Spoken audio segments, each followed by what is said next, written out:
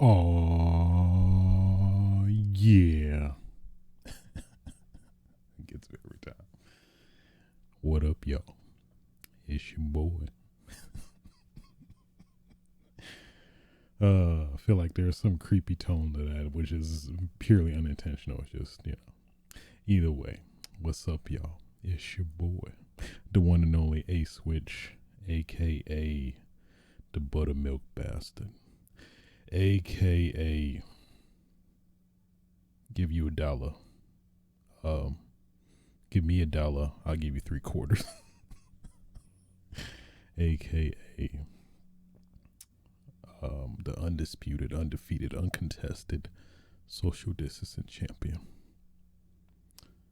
aka a man of many E3 dreams, bringing you yet another episode of Switches Sights, episode 108 to be exact. Today's date is June 10th, 2021, and it's that time of the year, y'all. It's that time of the year, and by that time of the year, I mean E3.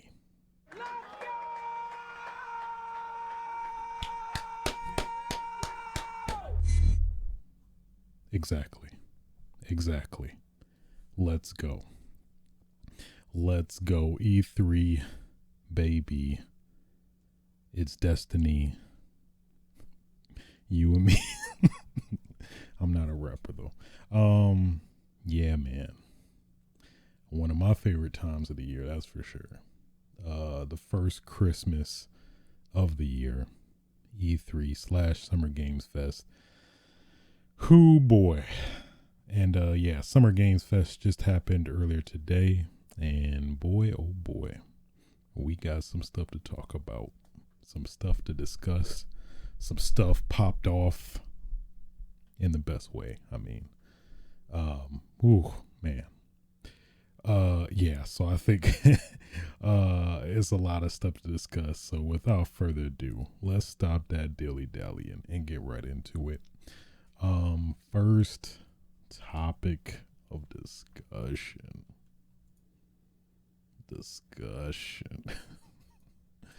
um E3 baby. Or yeah, that so it it feels way more complicated. I think just for sake of clarity, I'm just gonna say E3 because this whole Summer Games Fest slash E3, they're both going in parallel to each other. It, Summer Games Fest is meant to undercut E3 technically, but I mean we don't know if that's the. It's a little bit more confusing than, I mean, let's not even get into the dynamics of all these other events that are part maybe with one another or maybe just on their own entirely. It's crazy. You literally need like a damn Excel sheet to figure out what's going on. At least all of this weekend and next week, because goodness. And actually, let's take a little look. Yeah, hopefully there's a some collaborated, cohesive list of everything video games that's happening. Everything video game announcement that's happening.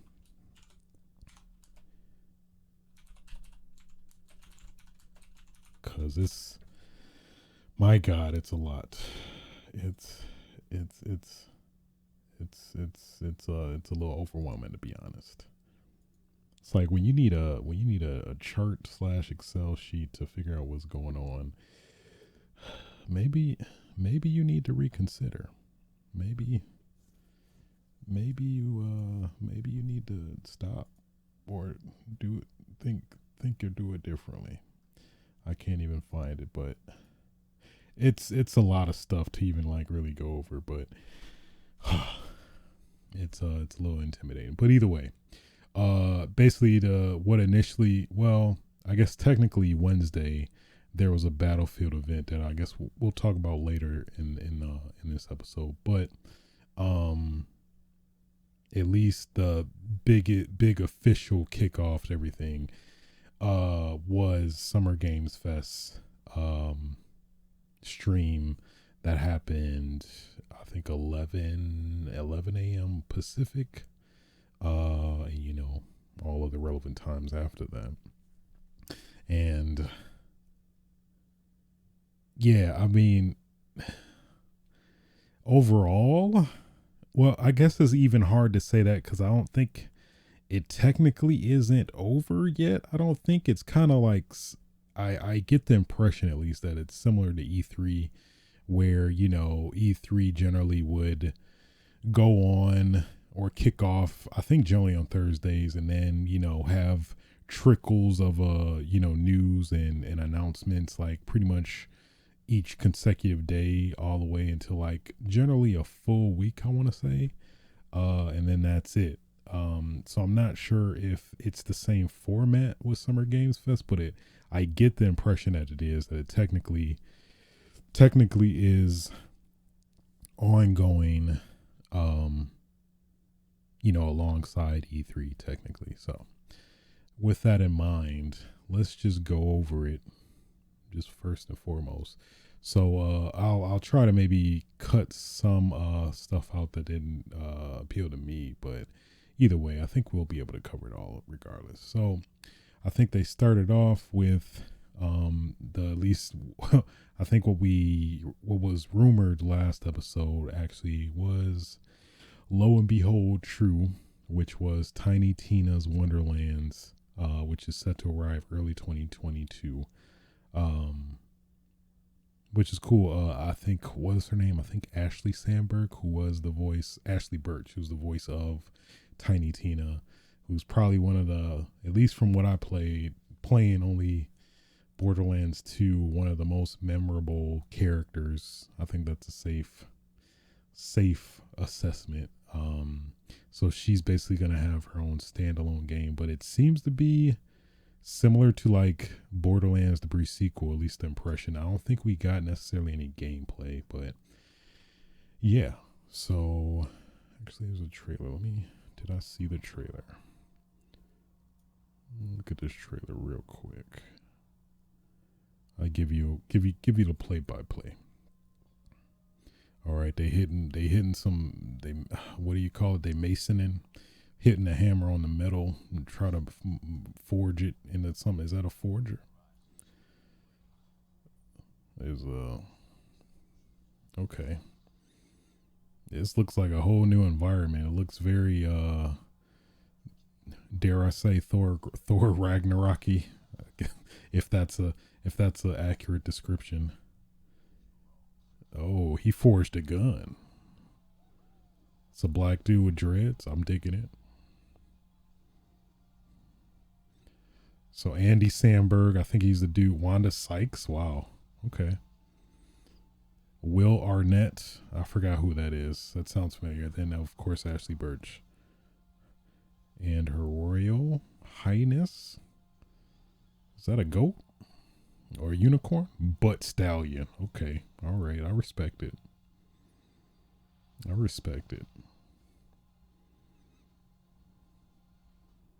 Okay.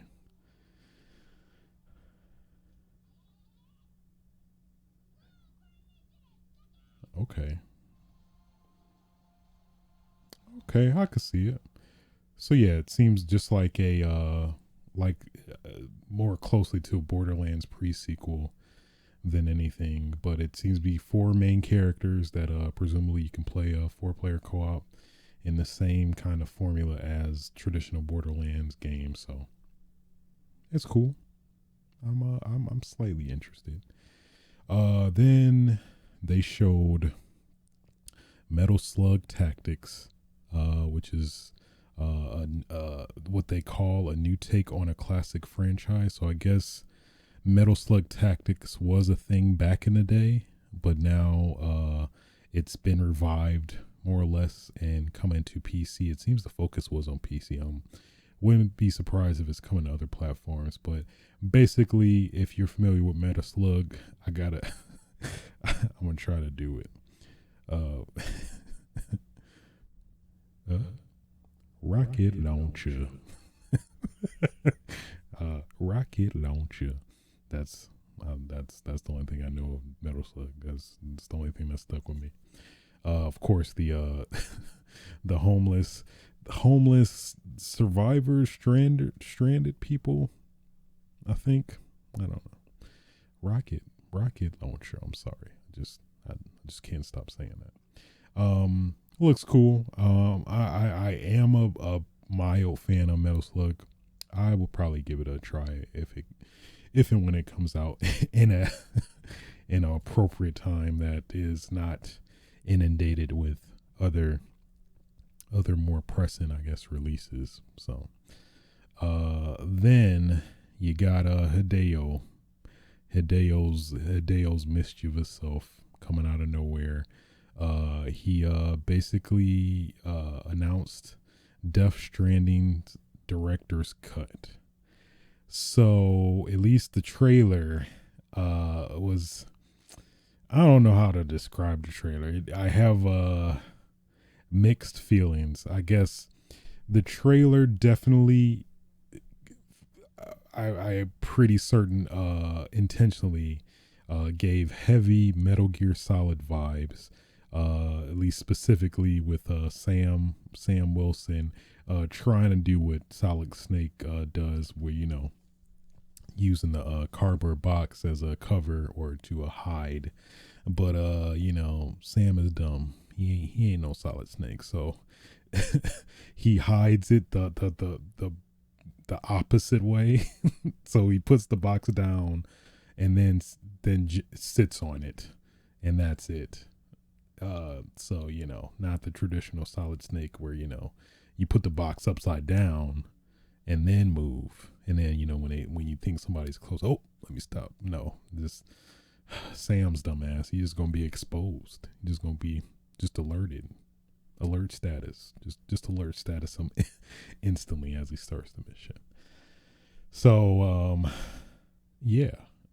So at least given what we were provided with that director's cut trailer, it is hard to deny that that Hideo's gonna take some major liberties in some way, shape, or form in terms of the gameplay of the original Death Stranding, which a lot of people, include myself, wasn't the biggest fan of. I appreciated it for what it was, but would I play it again? No. With that being said, if this director's cut is a fully revamped version that definitely changed a lot of the downsides to Death Stranding. I think probably, it's been like 2-3 years, I think. At least the negatives I recalled was, of course, the very long. I give Hideo the benefit of the doubt. Methodical, I guess, really tedious treks across the environment where you're forced to be on foot. The lack of bosses combat, and I guess in turn enemy variety. But I mean, I think that kind of branches from the first two issues with the lack of combat in general, because it'd be one thing if there's very rare combat, but when the combat does happen, it'd be way more involved and way more I guess intricate, which it didn't. I mean, it had some of that Hideo Kojima charm, but not enough for it to fully, like, I guess, shine, if you will. So my guess is that they're definitely going to do a full-on rehaul of basically the whole gameplay loop, I think, if anything. So I think this director's cut is more than likely going to be very very reminiscent to at least this would be my hope, Metal Gear Solid 5 to some like rough extent as like a template to kind of deviate off of. So I mean, we'll see what happens, but at least going by that trailer, cuz like that would kind of be mean, mean and trolly, which technically, I mean, to be honest, Hideo has done before, more or less. Well, let's not forget about one of the biggest trolls, uh, forms of deception of all kind in terms of PlayStation 2 for Metal Gear Solid 2, Sons of Liberty. You know, where we were led to believe we're playing one of the most famous, iconic characters yet again, but a couple hours in, that was not the case. It was not. It was not the case at all. So, we'll see. We'll see. I will if it's specifically on the pretense that this director's cut fully like fixes a lot of the issues I at least personally had with Death Stranding, I definitely would fully replay it again. And you know, if it was basically Metal Gear Solid but not Metal Gear Solid by name, I would definitely give it another playthrough for sure. So here's hoping that will actually happen. Another suspicion I have, though, considering specifically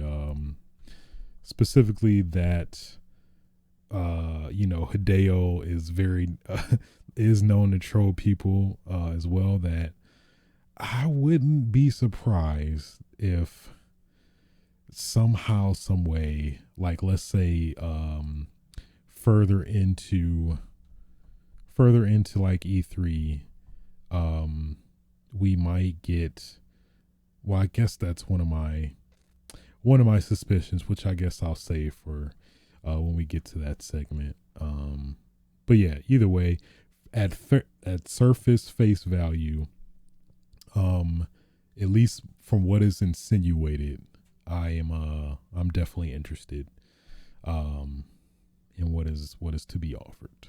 So then weirdly enough, Jeff Goldblum being Jeff Goldblum, if you know what I mean, basically helped reveal Jurassic World Evolution 2, which I guess is like Jurassic Park Simulator, or what is it, Sim City, but in Jurassic Park world, technically, in terms of like some form of reference. It looked cool, not my cup of tea, but I could definitely, I do see the spectacle in terms of like you know, the big Jurassic Park fans probably have an interest in it. Among Us, with a couple of more or less a roadmap in terms of some of the updates they plan to have.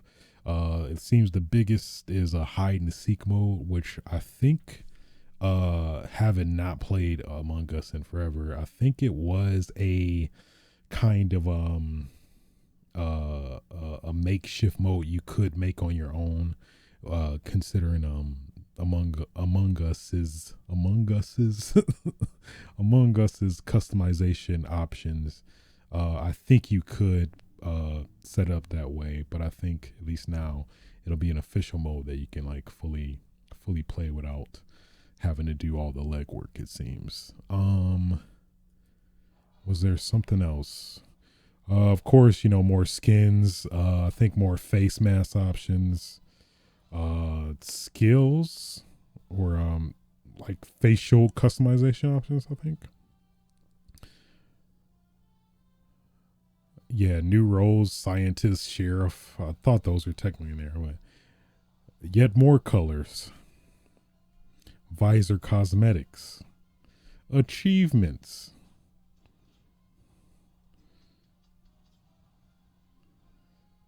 Oh, and a new map. Okay. Cool. Among Us thriving, man. Still thriving. Um Sultan's Sacrifice. I I am not familiar with that. Escape from Tarkov. I think they showed a little bit of new gameplay. I think a new area. Yeah, a new area. Um, this was kind of weird. Stranger Things and Smite collaboration. So you got 11, basically a new hero. I've been so disconnected from Smite. I used to follow it back in like 2013, I want to say. But yeah, man, you got 11, 11 floating around with the, 11 floating around with the nosebleed, throwing rocks at people. That's kind of funny. I think she has her high school skin as well. Or like blend in with the cool kids skin. And then I think there's a skin for I forgot the guy, the sheriff guy from Stranger Things. I even forgot the actor's name, but basically I think his two skins are on, I think, an existing hero, I want to say. So that's it's getting a little weird and out there, but I'm like, you know what? Hey, that's fine. Left for Dead. Not let me rephrase that. Let me not freak out people. Anacrusis, which is basically a Left for Dead like co-op shooter. It feels like, at least going by the trailer, it feels like Left for Dead with a little with a big glob of portal smeared on it, and I feel like that's Anacrusis. It feels like, at least in terms of the setting. The setting felt very Portal like, in terms of like very like clean and everybody please be civilized type kind of feel and vibe, which it was pretty cool. It seems to have like a lot of interesting dynamics to it, so I'm definitely interested to see how that kind of comes more to be down the line. Vampire Masquerade Bloodlines, that is getting somewhat of a loose release date, at least coming out this year. And I guess it's apparently gonna have a battle royale style mode, which is, it's like, I don't, at least somebody not familiar with Vampire. I think it's been at least a series back in the PC days, I want to say, but I'm like, why? But I mean, hey, maybe it might make sense. A new Tales of Arise trailer dropped as well. Looks cool as hell. It seems like you can like choose from a lot of various characters, which is pretty dope. I'm looking forward to that. Fast and Furious vehicles coming to Rocket League. Hopefully, hopefully you get the you get the Tyrese dialogue whenever you hit the ball. Eject your seat, cuz. That's my aspiration, but let's not get too let's not get too far ahead of ourselves. Hopefully you can maybe you can like do a donut on a missile, a nuke, do a donut nuke. Like this is purely coming from somebody who's literally never watched any of the Fast and Furious movies, just through osmosis and watching various tidbits and highlights people have shared. That just at least the impression in my head is just Fast and Furious just doing all this wild, extreme, unrealistic Michael Bay stuff. But we're family though in the car. So yeah, hey, one can only hope. Then the new recently new director for Overwatch, Aaron Kaplan, I believe, he showed off the two new redesigns of Overwatch 2 characters, Baptiste and Sombra. And I'm gonna keep it 100 with y'all.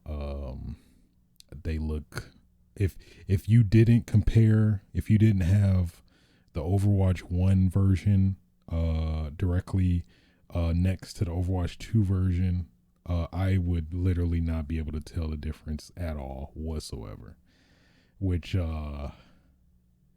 it's like it's not a necessarily a bad thing, but it's like, I guess it just, why put so much emphasis on these character reveals if it's it's hard to really like see like, man, they look totally different, you know. But I mean, not to say that like a lot of the characters are have been redesigned, because I know like at least the most notable one I think was Soldier. I guess not having the face mask is pretty crazy now, and I think he's looks way older. But you know, outside of that, it's like most of the characters just don't look that different. Which I mean, I understand. I think from a design standpoint, because I think this is also over. I guess they're trying to make things work where people who have Overwatch 1 will be mixed with the people that have Overwatch 2, and trying to find that balance of not, like, I guess, you know, having maybe unfair advantages like unfair hitboxes, whatever, what have you. So, yeah, I don't know. I feel like they just could have focused on something else that would be more, I don't know, tangible, easily digested. At least for somebody that maybe like myself is like follows Overwatch here and there, but not like fully, I guess, obsessed with it. So just some opinions there. Monster Hunter Stories, they showed some more details, or basically a new story trailer for the game. And I'll probably let's give like the big star of the show, Near Automata's 2B skin announced for Fall Guys. So it's funny. It's funny. It's just it's probably the most random thing, but then you know, just seeing like two bees running around and like the Fall Guys, like, you know, with the hands up, is just it's just fucking hilarious to me. I don't know why, but I do appreciate it either way. It's it's very entertaining. Um, I saw a tweet from Imran Khan on Twitter. What did he say? What was it? Gods not fall among us. Gods among us. Let me look it up, because it was that important. It was that important. What was it? Guys among Fall Guys among us. Become as gods. Become as become as guys. Not become as gods. Become as guys. You gotta give somebody their flowers for that one. So yeah. The Call of Duty Zombies creator announced a new game studio, Deviation. That's kind of appropriate. And they are partnering with the PlayStation to make their new IP. So we don't know what that is yet. So if I would guess it, I feel like it would probably be something close to zombies-esque type game. But who knows? Maybe they want to deviate more. Then they showed or Giancarlo Esposito, probably most famously, he's had a really good, like, substantial track record, but at least recently, probably his most notable work was Breaking Bad, as I forgot his character's name, but you know, he's the one bad guy from Breaking Bad. somebody who's man, it's been a long time since I watched Breaking Bad. Either way, had an interview. It was funny as hell. He used quick to defend himself. He's like, Jeff was like, "Hey, so you're playing a villain in this?" He's like, "No, I'm not a villain, Jeff. Let me just stop you right there.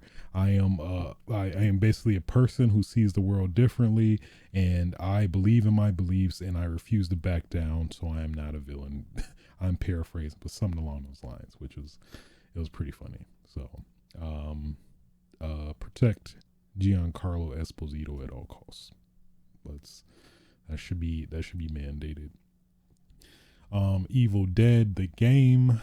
I think this was announced at. Was it announced at last year's the Game Awards? I want to say it was for sure announced at least, but we fully got a pretty substantial gameplay trailer showing the game. It gives me it gives me like heavy Friday the 13th vibes with what's the other game? Dead by Daylight, kind of. I'm not sure how accurate that is, but it looked pretty dope. You got Ash, he using the iconic chainsaw hand and cutting people up, and then you got the medieval dude. He just slicing dudes up and stabbing them, like medieval knights do, in in this modern age. All around look pretty cool. I'm definitely interested. Back for Blood, we got some more. We got a new enemy they showed. Let me get a double take. I didn't fully see what he was able to do. Just to get he touched his face. He's dead. When a zombie touch your face with them bloody finger nubs, it's over. So at least they did reveal that the upcoming beta is August 5th, which I guess technically is summer, but yeah, they showed this new enemy. He seems like a hybrid between a boomer and a tank from Left 4 Dead. That's probably the most accurate kind of description I can really give. Yeah, like a boomer and a tank. But it's pretty cool. It's actually a pretty substantial amount of varied enemies in this game, which is pretty dope. I mean, this game about to be crazy. It really is. Slightly disappointed by the August 5th beta date, but you know what? It probably makes sense. It's probably at a time that maybe not a lot of stuff is coming out. But hey, Back for Blood, aka Left 4 Dead 3. I'm all for it. I'm all for it. And then of course, we the last but certainly most definitely exactly for sure not least at all, not even the least bit, probably first. Let's understand, more than likely first over everything, probably all of this event potentially, if we're being honest, is mother Elden Ring. Elden Ring. Nope. Elden Ring. Oh, that'd be kind of cool if they announced it like that. Elden Ring, man. Ugh. I'm gonna try to contain myself from gushing too much, but I'm sorry in advance if I gush too hard. I'm gonna try not to gush all over my mic with all this gushiness for this game, but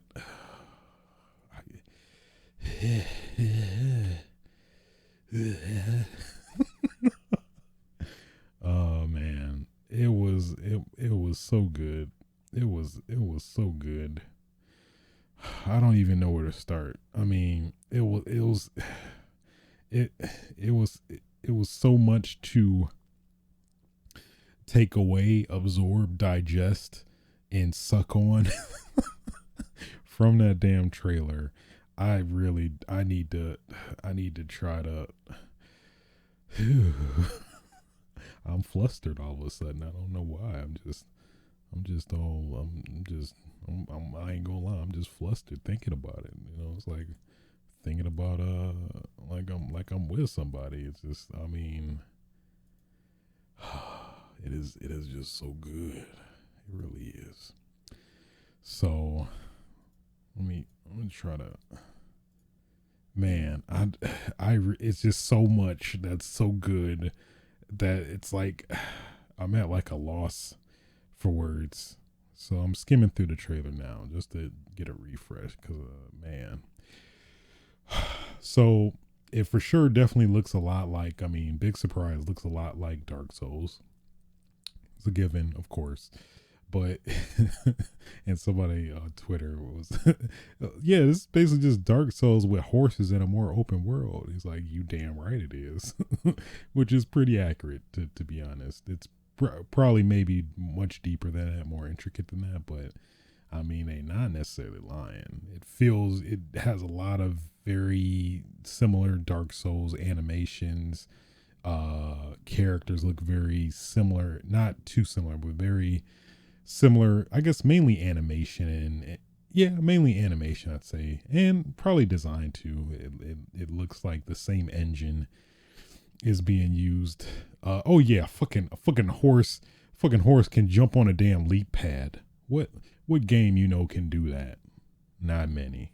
Okay, like come on now. Oh, you can summon people. I did not catch that. So you can summon people like Dark Souls and Demon. Oh, oh my god. Oh my god. Fucking you fighting this big ass white dragon. This motherfucker like, hey bitch. And then I don't know who he talking to, but he didn't even have to look. He like, I don't know if he talking to some god in the sky or something. He's like, hey bro, I need let me get a thunderbolt real quick. He just fucking just random thunderbolt just came down and he catches that shit like, all right, thanks bro. Not even looking at it, didn't even need to coordinate his hand-eye coordination or anything. Just caught this damn random thunderbolt out the sky and then throws that shit on the ground. What game does that? Just saying. So there's a damn tiger man with in armor. I mean, I understand people's issues with the difficulty of this game, but I mean, it is just, oh, it's so good. It's this dude with all these arms on him. Oh my man, more dragons. It's a dude. Oh my goodness, it's like so much to analyze. Jesus. It looks like a small guy, but he got like a pot of flame lava, and it pops out his head like fireworks. I mean, I'm probably talking like I'm high as hell right now, but I mean, this is literally in the game.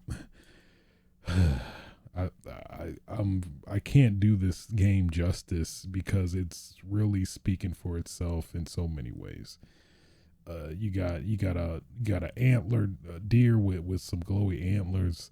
You got this dude. He in lament, like he got to study for exam like in 2 hours. Oh man, you these designs, man. I mean, if anything, you got to give From Software credit with all these very very like distinct, unique but enticing character enemy designs. I mean, From Software need to talk to Pokemon because I know they about to run out of ideas soon. They need some help, and they need to talk to From Software because my goodness, Jesus. And then you got all these various hands. Oh my, it's so much. It's so much. Wow. This is a very substantial trailer, man. You could literally each watch. You can get a lot more. Ooh, is what is this? It's Elden Ring. That's what it is. Oh my god. Oh man, that's a lot to digest. But either way, thank you for my play-by-play of ignorant black man. What is this? It's a damn. It's a damn dragon, but he catching thunderbolts and hitting him on the ground. It's a damn. It's a deer, but his antlers is blue and shit. I don't even. But I mean, I'm just saying what I'm seeing, and it's just like that's great. And of course, we got a release date, January 21st, 2022. Let's go. I'm a little sad about that because well, you know me, like taking big risks in terms of I have my fantasy team. I've talked about it before. What is it? The fantasy critic draft, where basically you make your own like fantasy team. I guess in this instance it's technically a development team where you take multiple games that are, you hope come out this year, and then that's part of the fun. If the game will actually release, will it be delayed and stuff like that. So my dumbass got Elden Ring, was pretty confident. I'm like, yeah, we're probably gonna get a release date. It's gonna come out this year, and damn it, just fucking 1 month after January 21st, 2022. So it's fine. It's fine. At least we know it's coming out. At least we finally got some substantial, information now. Since this game was like in the dark for like the longest. Like the last time we technically saw it was at the Game Awards in 2018, I think. So at least I'm very happy to know that this game is real. We will be dying repeatedly in immense frustration, and deep down the masochist in me will enjoy every moment of it. I won't admit it outside of this podcast, but I mean, it technically that's really that's really what it is. It's like I want to keep getting my ass beaten, but I partially kind of like the pain. That's really what's happening. We don't want to admit it, but I mean, when you think about it, it's like when you get that payoff, when you succeed something very difficult, you get an immense sense of fulfillment and whatever, various chemicals that come into play, dopamine, I don't know. So yeah, this is what we wanted. This is what we wanted, and we got it. We got it, and it's so good. It's so good. Oh man, I can't wait. I want it. I want it so bad. I really do. Yeah, and that's pretty much this. I guess the Summer Games Fest initial showing. Again, I'm not sure. It seemed like it was still ongoing, but I'm not sure of how that formatted is. It seems like the brunt of it was this presentation. So either way, that pretty much was the Summer Games Fest in a nutshell. If I had to grade it, I mean, Elden Ring, and I mean, even though it's to be determined what Death Stranding director's cut is, were some pretty big highlights for me. Mostly everything else wasn't too like crazy. So I don't know. With all that being said, probably give it a B. I think a solid B. I think it did what it needed to.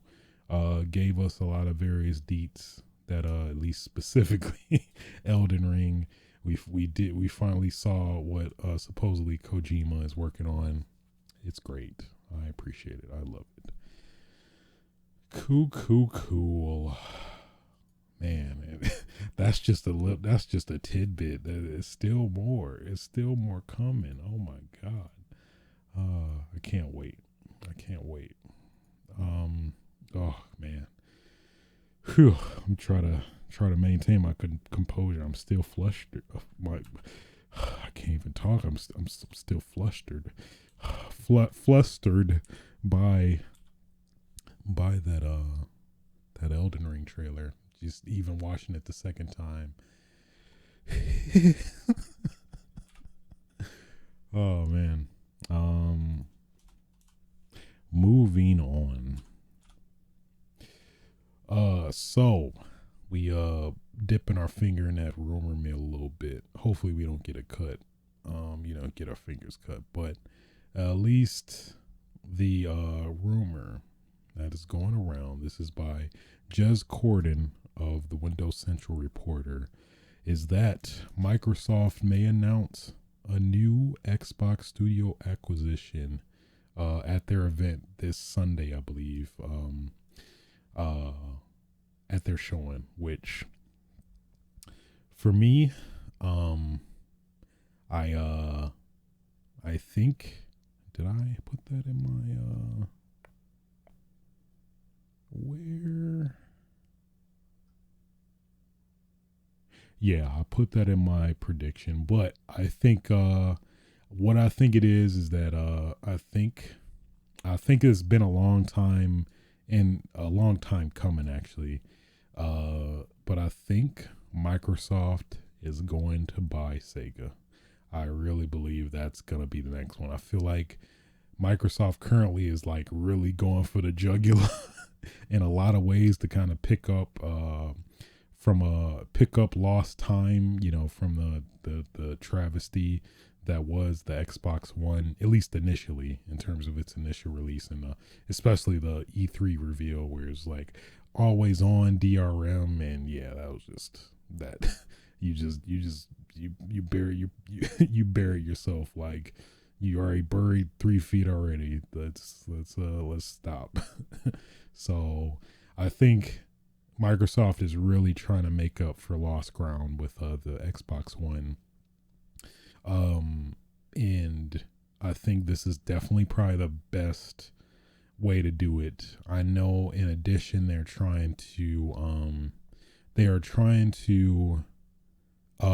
build more of a presence in Japan, in terms of like Japan development companies and whatnot, and I think Sega is definitely the strongest suit. I mean, we've already seen some of the potential exclusivity stuff with Yakuza Like a Dragon, at least coming exclusively to the next gen Xbox Series X, and just what a cute couple months ago came to PS5. So I definitely see a lot of potential. I think no, I guess it was just Yakuza so far.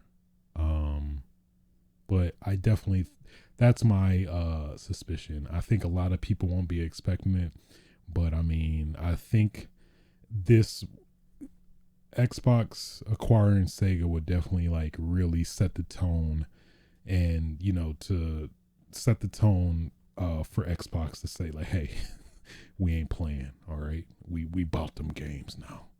You all this stuff before is irrelevant. We bought them games now, okay?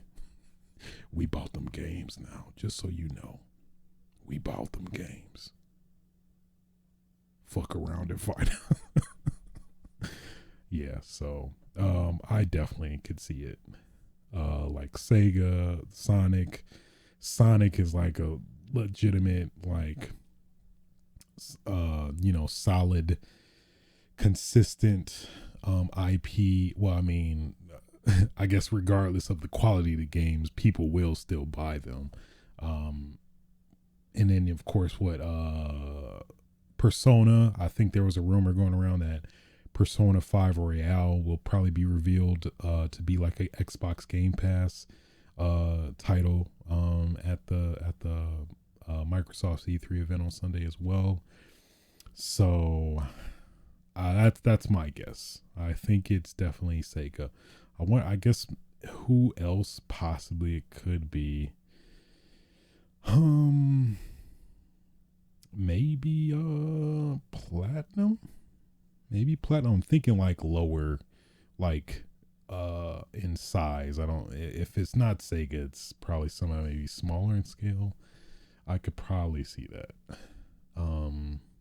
They have a lot of very awesome action IPs, and they it could yet again appeal to the Japanese market in terms of get into that kind of territory, as a pretty, at least solid initial, like, foot in the pool, if you will. So yeah, I think it's probably yeah, those are, I don't, definitely not Square Enix. They are clearly, buddy buddy with PlayStation. Um I think does Atlas fall in that same umbrella? I think Atlas is with Sega as well, so technically, yeah, that's yet again still thinking for me, thinking that it's gonna be Sega. I think Sega is probably the most logical. I mean, depending on how you look at it, the most logical reasoning, I think, like having a niche company, as well as a Japanese company that's fairly renowned, is at least specifically with the Yakuza series. I think that's a pretty solid, um, solid bet, solid buy, whatever. And on top of that, I think we talked about it like maybe I don't know how many episodes ago, but they could use Sega's name, at least in Japan, to maybe get a somewhat of a boost in sales, since I know that Xbox is just atrocious in Japan, specifically with the iconography of the X, which I think is deemed universally deemed negative in Japan, or yeah, just commonly associated with negative, or I think it's just negative or kind of taboo, if you will. So maybe just some slight rebranding in Japan, like using Sega's already established name, and like kind of the Xbox or Microsoft name to probably push more units. That would be pretty. I could see that. The Sega Series X, Sega's the Sega sex. I mean, in Japan though, Japan culture. I mean, at least the older Japan men. You're like, oh, okay, all right, you got my attention there. Who knows? That's at least who I think it is. I'm not sure who else. That's at least has a very solidified, proven record that it could be. Yeah, unless unless it was like Nintendo, which is like no. Nintendo's good, but they at least it's good. They seem to be very buddy buddy regardless. So that's appreciated on its own end. Anyway, moving on.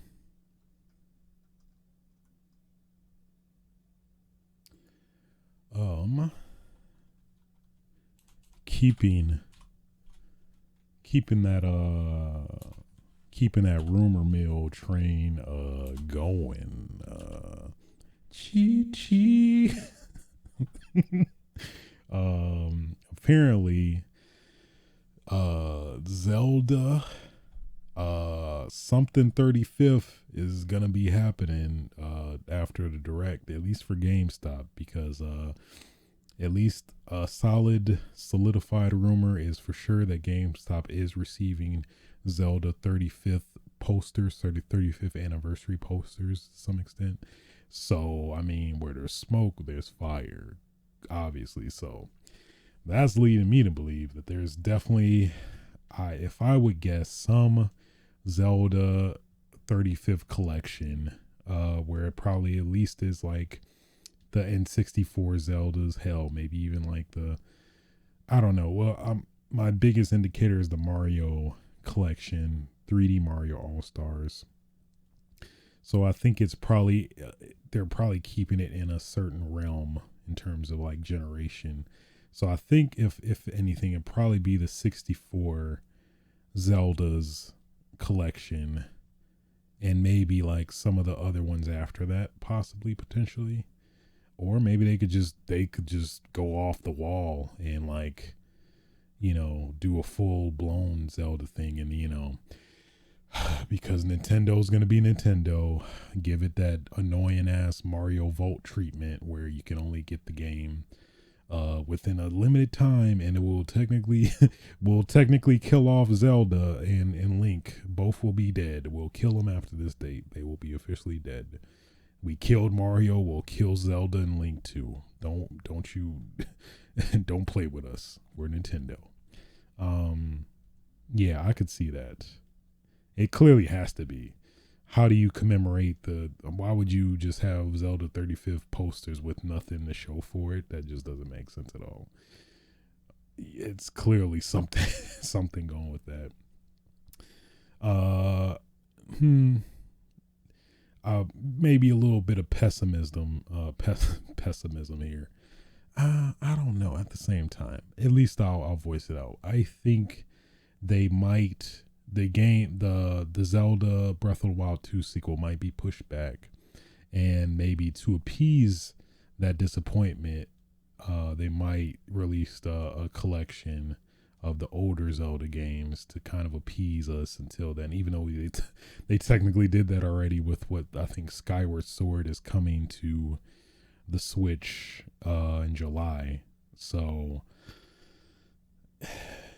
maybe not. Maybe they like, what, we're on track, and then what, here's some more. So, and then we'll give you the collection as well. So I mean, I could see it both ways. Yeah, it could be multiple ways, and it probably could be. It would make sense if this would be the marquee title that goes with this rumored Super Nintendo Switch. If that is a thing now, even though we've been misled previously. So I don't even know anymore. I don't know what to believe anymore. But it would be really cool to come full circle. The title that launched with the Switch, and then this next title that launches with the new Switch revision, or at least it seems like the new Switch, like midlife upgrade or whatever. So the potential is there. I definitely see the potential for sure. So I guess time will tell. Yeah, it's it's a little weird that they're enticing people to go to GameStop physically, though. That's got me a little weary. But apparently this is from a GameStop schedule that of the day of the Nintendo Switch. Well, being preemptive. The Nintendo Direct event. They claim to plan for double coverage at open. So, I mean, there's only a couple reasons that would be needed, and probably the biggest one is a new console revision, pre-orders, whatever, or I guess a game.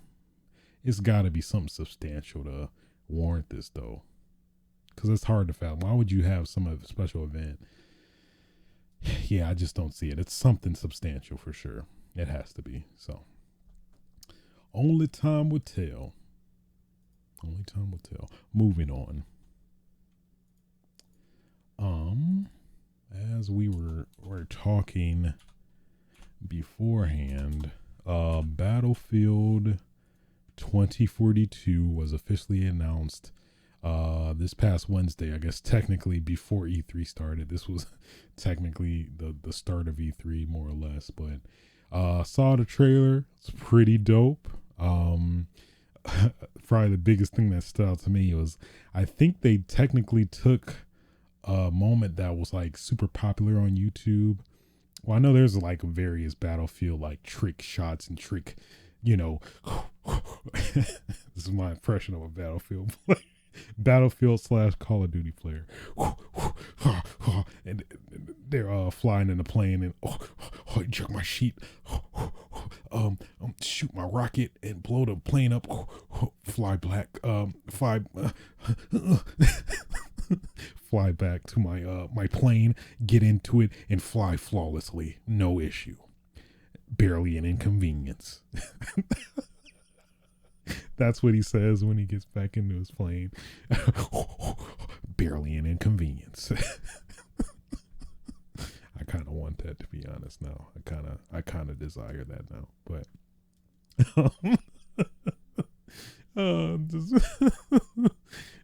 shoots, ejects from his plane, shoots a rocket manually at the fighting competing plane, manages to fly back to his plane that he was flying, that he ejected out of previously, gets back in. Barely an inconvenience. So dumb. I do desire that, though. I'm not even gonna lie to y'all, but yeah. So at least in the trailer, they basically showed that a dude ejected from his plane, shot a rocket at a fighting adversarial plane, and destroyed it. Then managed to land back on his plane and got back in and flew like nothing happened. I know I saw something similar to that in like some random like YouTube videos where like some trick shot challenge or whatever, where I think it was a slight deviation where they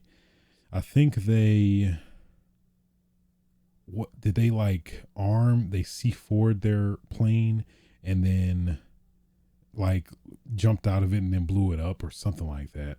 I'm not sure.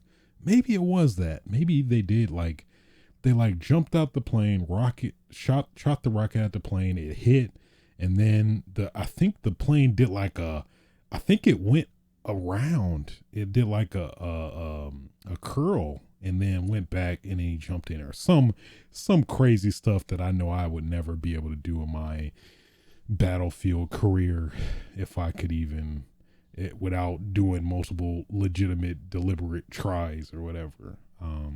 But I mean, more power to y'all that could just do that without that's a requirement. You have to breathe like that as if you're having a baby. That's the only way you can pull those off. Barely an inconvenience.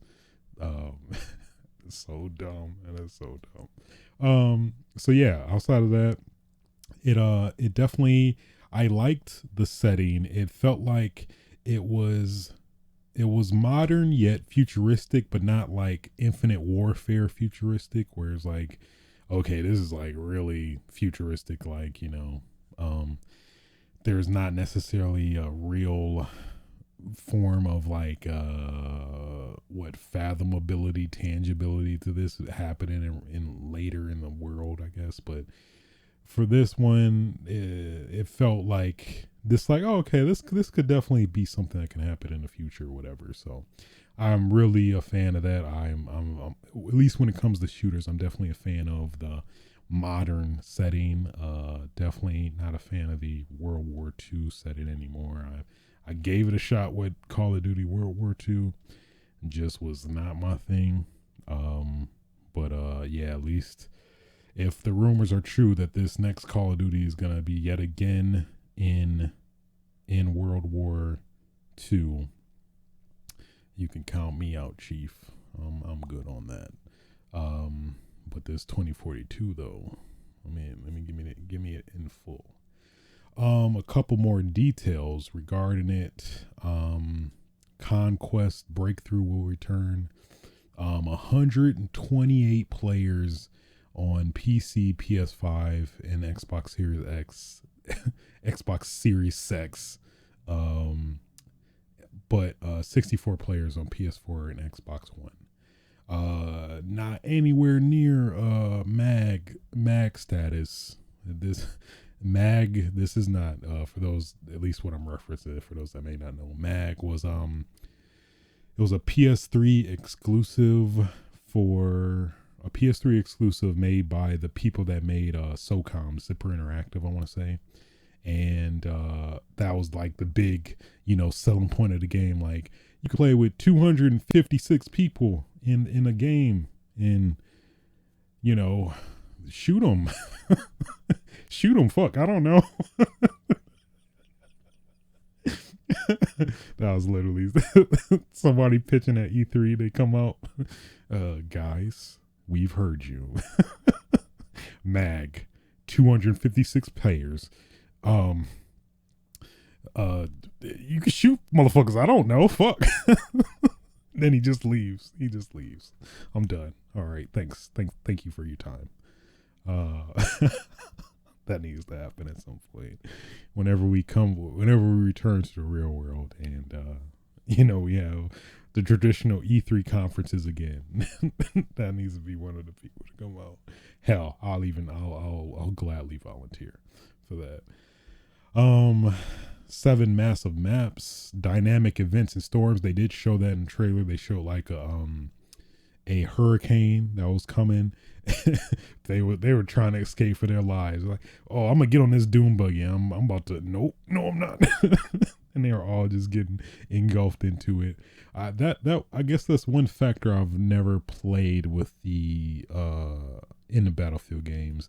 I think the last one I played was Battlefield 1. I want to say, which I don't recall when they added that. I think it was 4, which I didn't play, but I don't think they included it in Battlefield 1 and 5. So either way, that's welcome, very welcome mode. They're gonna have the battle pass system, which I think they may have had in 5, but this may be a first. But battle pass, grind, and season will be in effect. 1 free and 1 paid for, all out October 22nd.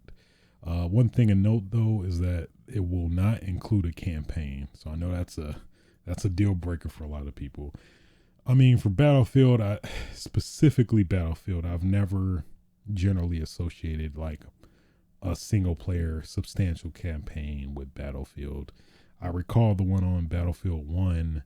It was all right. It wasn't anything to like brag about or call home about, but it was fine. I'm okay with no campaign for this game if it does mean the multiplayer is that much better. I guess for Call of Duty it may be different, even though they technically did it with Black Ops. No, not Cold War. The one before that, I think. Or no? Am I thinking it right? Which one did they back out of that? Black Ops 4. Black Ops 4 didn't have single player. That's what it was, yeah. Or 3. One of those.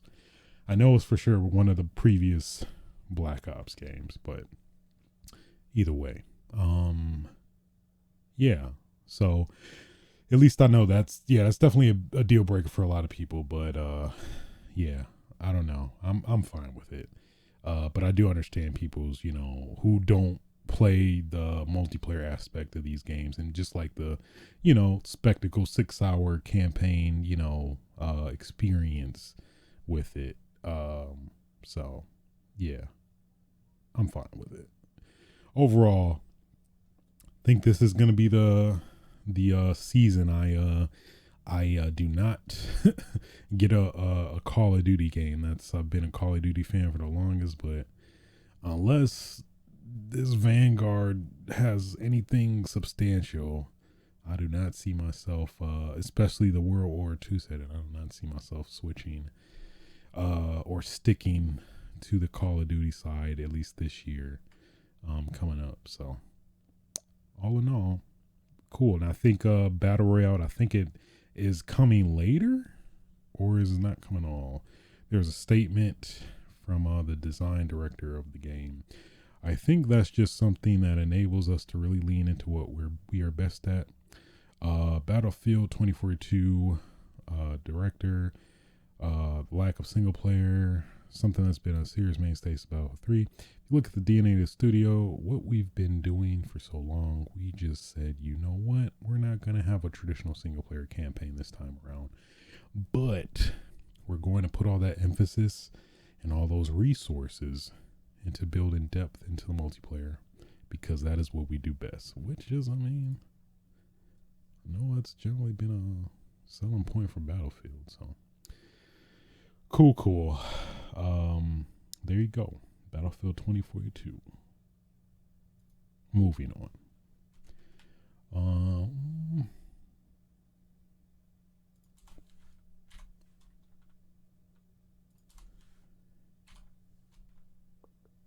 Overwatch. You know it, I know it. I'm watching over you. That's what they always. Nobody says that. Nobody says that at all. Overwatch got an announcement earlier this week. I guess technically yesterday. Crossplay is coming to Overwatch. Finally, we get crossplay. Probably of the very small percentile, I guess, that could see the usability of crossplay, at least generally hopping across multiple consoles at a very I guess rapid pace, if anything. But just that ease of flexibility to like, I gotta, hey, you want to play some Overwatch? I don't really feel like playing it on this console, said console, whatever. And you know, oh yeah, no, it got crossplay. Let's just play. You know, if we all grouping together, people playing on PC, somebody doesn't have PC, vice versa, just makes everything way more convenient.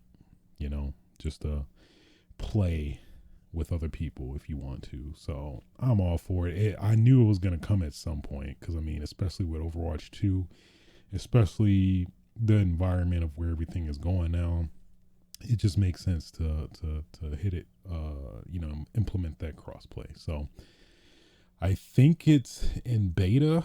I want to say you technically can use it, or it might be live, or if anything is going to be live soon. There unfortunately isn't any cross progression yet, but I think that is in the works down the road, because that is definitely the biggest thing that I want personally, is a cross progression, at least specifically being able to use the skins I like. I think of all the Overwatch versions I played, the most is the PS4 version. So if I want to start playing on PC more, like just be able to transfer all my skins to whatever version I'm playing would be really dope, and like kind of get some form of like, I don't know, reward for like at least investing my time in Overwatch before it you know, became crossplay, I guess, enabled. So that will be appreciated. I'm not too big on like stats and stuff, as long as you can at least your skins transfer over to some extent, or like, you know, if I win a skin on the PlayStation version, I can play that same skin on the PC version, would be greatly appreciated. So I think there is a FAQ for some of the aspects. I know specifically when it comes to playing with, like, you can't play ranked if you're on console with a PC player, which makes total sense because of the obvious, like, you know, advantage that PC has over console players generally. You can play, if you matchmake on console, you'll matchmake with other people on console. But if you like party up with somebody who's on PC, you will match against people who are on PC, if that makes sense. So if I'm an Xbox player and I want to play with somebody on PC, we'll get matched up with people that do play PC, and I guess maybe potentially console as well, but at least being aware that you will match up with people that do play on PC, which, at least in a context that is just quick play or whatever, I personally wouldn't have a problem with it, but I think that's pretty fair. Um, I think you do have to make a BattleNet account. If you already have a PC account, you're fine. Series X, Series S, PlayStation 4, PlayStation 5, and Nintendo Switch, Xbox One, and PC are all the consoles included. I'm very curious how Nintendo Switch would. I just thought about that.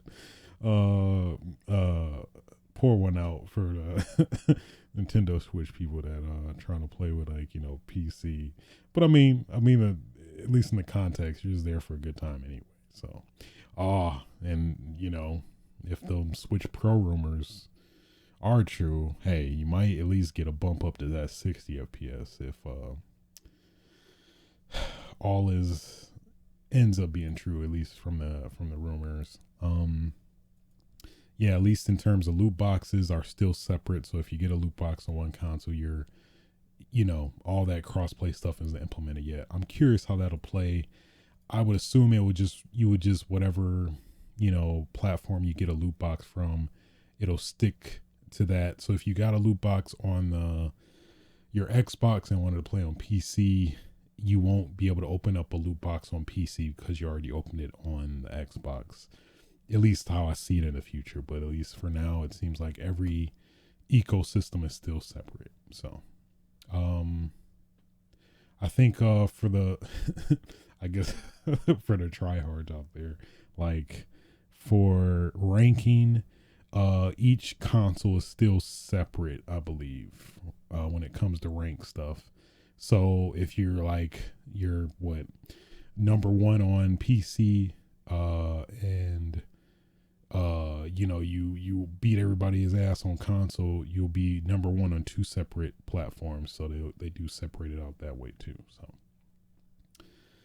all in all, it's definitely a very appreciated first step for sure.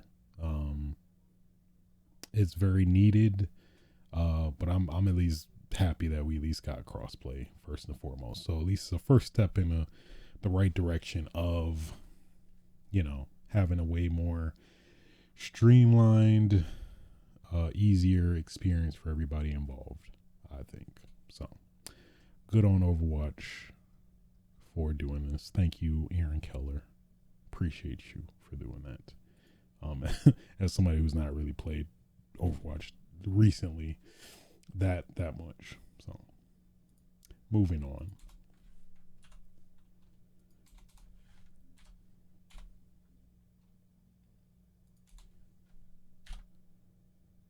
Halo Infinite. I gotta do it. Halo Infinite. I put a little too much blackness in that, but you know what? It's fine. It's fine. It's fine. Hydrate.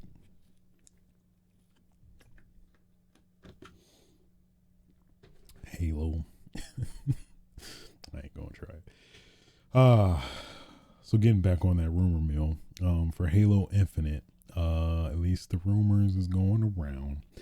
The rumor is Halo Infinite will release September 2021. We'll get a new glimpse of the campaign, and there will be a multiplayer focus at E3, and then a public beta right after the show. Which, all things considered, I think that's a very solid, rumor in terms of likelihood of it happening. Apparently this is from sources close to Xbox Game Studios, so I think it's likely to happen. I think especially considering the atrocity that was the initial showing of Halo Infinite, I personally didn't think the graphics were that bad or horrible. I was like, that's fine. That's Halo. Yeah, so maybe I'm not the best person from that standpoint, but I totally understand people's issues with the graphics and it not feeling next gen. So hopefully, when we get this showing on Sunday, it'll actually look next gen and, knock our socks off, just knock them off. Just knock them off. They slide off, but not, you know what I mean. I'm definitely down for that beta, whatever it is. Um, yeah, yeah. Just it's nothing I can really poke holes into necessarily. Uh, oh, there. I guess there's apparently a mode that's supposed to be a hybrid of battle royale, Battlefield's conquest mode, and Halo Big Team Battle all at the same time, with the biggest and most dense combat in the series. That sounds pretty dope. Loved me some Halo Big Team Battle back in the day. Ugh, yeah. Anything that's anything that's close to that, I'm definitely interested. Man, some fun ass Halo Big Team Battle matches back in the day. Ugh, so good, so good. Um, its graphical improvement will be big compared to last year, but probably won't be enough to elevate it to the best looking game ever, as some people expect it to be. Um, which I think is a very subjective. I think it probably depends on who you ask. But yeah, I mean, all this definitely seems very solid. I could definitely believe it. It seems like the most practical thing that would need to happen, considering what happened last year, before the Xbox Series release. So I could see it happening. I think this is definitely a for certain thing. So I guess we'll see come Sunday. Yeah. So cool. Moving on. Probably one of the most important segments that we definitely need to discuss. Um, I mean, I was a little bit worried about it, to be honest, but you know, like it's really,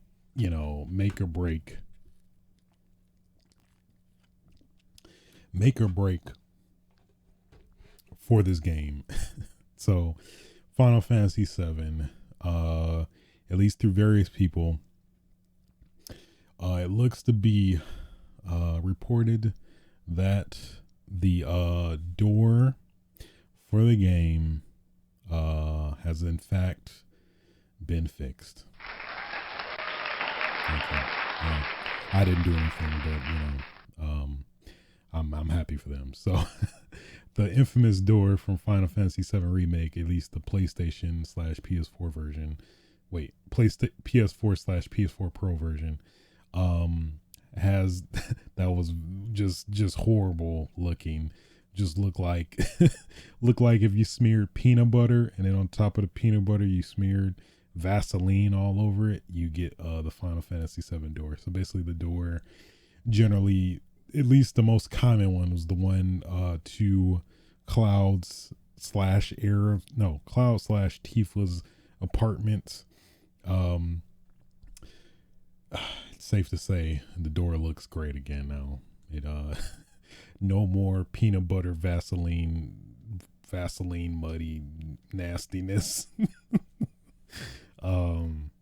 It looks good. So I mean, with that in mind, that clearly puts this back in the running for Game of the Year, clearly. So I mean, watch out, Resident Evil Village, Monster Hunter Rise. You need to watch out. Somebody about to take that throne. Just just saying. the door is fixed. 10 out of 10. I mean, to be honest, that's really one of the few criticisms of the game when we think about it. Which is, I mean, technically not that horrible, but it's pretty cool that like Final Fantasy is like aware and acknowledging the memes and stuff with the door and stuff.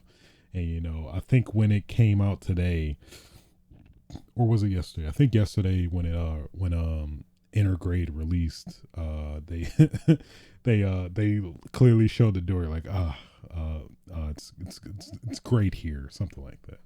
Actually, let me look it up just to be sure. I'm always a fan of companies acknowledging their failures. I think that's it just shows a lot of humbleness, humility, if you will. It just shows some down to earthness, if that if that's a thing, you know. Um, if I could find it, would it be Final Fantasy C7? I think I had it. Final Fantasy 7. Where was it? Show us that door. Show us. Yeah. And here we are, good old Stargazer Heights. So they're trying to be like coy and like, I don't like what heights. It's just a door. uh, yeah, I respect it. I respect it. So, if you were, one of the people that are like, this door is too much. I can't take this game. I'm not playing it. Have no fear. You can play the game now. The door has been fixed.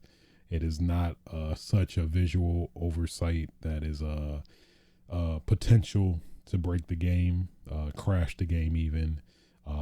It is probably one of the reasons your PS4 has been sounding like a jet engine.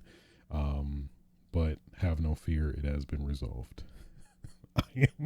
Just to clarify, I'm very much joking. I am very, very much being sarcastic, but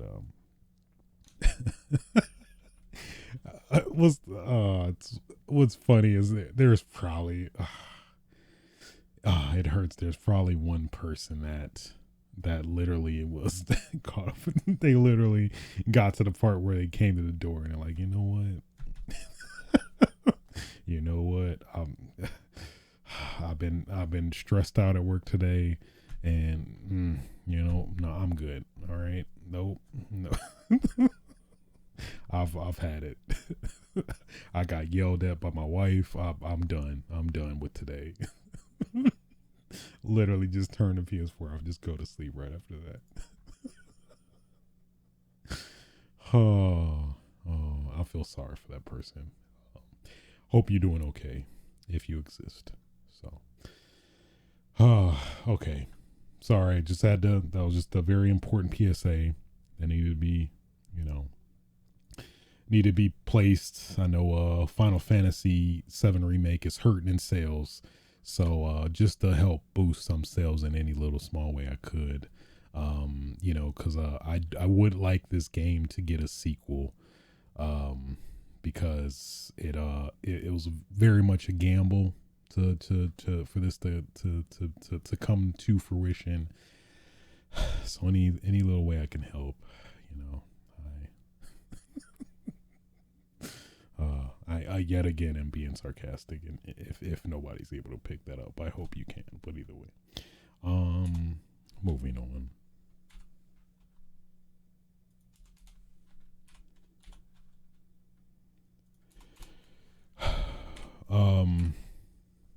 Pushing yet again, the Suda 51 agenda. Just want to put that out there, that No More Heroes 1 and 2 has been released on Steam. I've not played it yet, but just putting that out there. No More Heroes is on Steam. One of my favorite games of all time. It's great if you like slashers, beat 'em up with like a nerdy otaku dude who's relatable to a lot of us. I know. I do highly suggest and recommend it. If you haven't got the Switch version already, this is another avenue. If you are PC only, you don't have a Switch, hey, you know what? Just try it out. It's fun. It's a fun game. I think they're $17 each on Steam, 1 and 2. And if you feeling adventurous, there is Travis Strikes Again after that. Probably not as good, but hey, No More Heroes, man. Travis Touchdown. He's a cool character. I like him. He's nerdy and out of touch, but hey, he tries. He just wants to be the number one ranked assassin. it's kill or be killed, you know. So I don't know what bit I'm doing right now, but the point I'm trying to make is play No More Heroes if you haven't. At least try it out. I think you'll like it. If you are a beat 'em up, slash 'em up fan, with if you like that with a lot of personality and presentation, I think you'll like this. So, excuse me, excuse me, sir.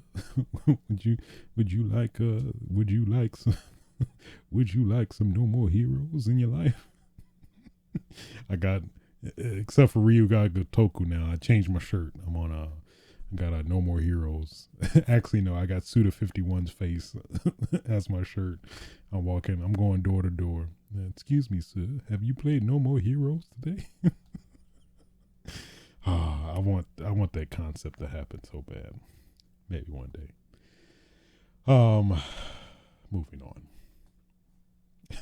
Excuse me, sir. Excuse me. Oh man. So this game, I don't know, man. This had to be mentioned, but so trailer dropped last Saturday for this game, for Steam at least for now, which is called Palworld. It's basically it's basically Pokemon with guns. Let's be honest. It's pretty much Pokemon with guns. It's just Pokemon with guns, but just it's something like off about it where it just feels like it's tongue in cheek. You get a vibe kind of, cuz like it's some it's some weird stuff. It's like I feel like PETA would be a little concerned, even though it's like they're not like legitimate one-to-one animals, but you know, you like throwing Pikachus in the water and they killing all the fish and you pick them up. Then probably the most like iconic, like memeable moment in this trailer. You showed this it shows this girl who's having a firefight with these opposing people. And then she got this sheep on her side. She pick up this random sheep, using it as a human shield or a sheep shield, a sheepy shield. I don't know what you call it, but then she's shooting rockets at buildings, they blowing up, and then you got the little monsters doing like forced labor. It's a lot of conflicted feelings about it. But I'm not gonna tell you I don't like it though. I mean, that's one thing. It's like I'm very interested as somebody. This is so weird. It's like weird enough where I'm very curious to try it out. It's it's literally the Pokemon gun. This is probably a secret announcement waiting to happen at the Nintendo Direct, that they announced like, yes, actually this is actually Pokemon gun. Sorry guys. Then they do the snap. This is Pokemon gun. So you probably saw the game Palworld, didn't you? Well, it's Pokemon gun now. And then you got this bear looking dude that's taking bullets for this girl, and the girl is using the damn bear as like cover, like a Gears of War game. I'm actually pretty interested. I'm not even gonna. I'm gonna put it on my wish list. I'm not even gonna lie to y'all. I feel guilty, but at the same time I'm interested. So, hey, if you like Pokemon and guns, which is just the most unlikely combination I'd ever thought I'd hear myself say, hey, maybe you want to try out Palworld, you know? And I think it's got like farming, like deep farming mechanics, kind of like what is the game? There's so many. I know Harvest Moon is like probably the OG. What? It's not coming to me. It's something with some farming, people farming and stuff. Let me recap my memory. It's gonna come at me late too. Farming games. Of course, Farming Simulator. What is the damn farming game? Stardew Valley. There it goes. Okay, I didn't even look it up, but it came to me. So it's it's just, this is killing me. It's like literally a girl with a straight up M4 rifle taking cover behind this Ursarang looking bear, and the bear is just taking all the bullets in the back. And I'm very curious though. I'm very curious. Well, yeah, I guess I think maybe they're doing this intentionally, and hey, it worked. It got my attention. So, Palworld, coming 2022. If you want to feel guilty about killing Pokemon, and using them against their will, hey, this is the game for you, sir. Have at it. Have at it. Please have at it. And with that, that concludes all the news for this week, episode, what have you. Let's get into what I probably should have did last episode, but did not actually gauge properly when E3 was gonna start. But I mean, Summer Games Fest, not too many. Well, I mean, I think most of us knew Elden Ring was gonna be there. Death Stranding Director's Cut, didn't really know, but either way, it's fine. So I mean, there's still possibilities of other things to pop up. Hell, maybe even like PlayStation might have its like video direct like a day before they announce it, like, hey, we're having a stay tuned for PlayStation's direct is it called PlayStation Direct? PlayStation State of Play, whatever. So there's still that possibility. So I think all of my predictions I made, I think still have some likelihood. So let's talk about them. Okay. Let me gotta get hydrated for this. I'm sorry to be sipping on a mic. I'm sorry. I'm sorry. You hear me sipping. I'm sorry. Okay. We got some predictions. Let's hash them out, partially speaking into existence. I mean, I think these have some form of likelihood. At least I tried to keep it as realistic as I can. Maybe it might be some stuff where I like, all right, maybe I'm a little too out there, but you know what? It's fine. Hey, this is the fun of E3, speculating and fantasizing, hypothesizing what may possibly be announced. And then, it makes it all the much more sweeter, greater, bitter in some cases that these predictions were validated. And somehow you maybe feel that you're, I don't know, verified in your knowledge of games or something. I don't know. I don't know your life, either way. First, let me get professional. Prediction number one. Marvel versus DC gets announced. Ed Boon been trolling us long enough. Oh man, it's weird having, on Twitter, it's weird having Superman and Spider-Man having a weird similar color scheme. I wonder in what context could they both have the same color scheme? I'm totally paraphrasing, but something along those lines. He was doing like very wink like type jabs on Twitter lately.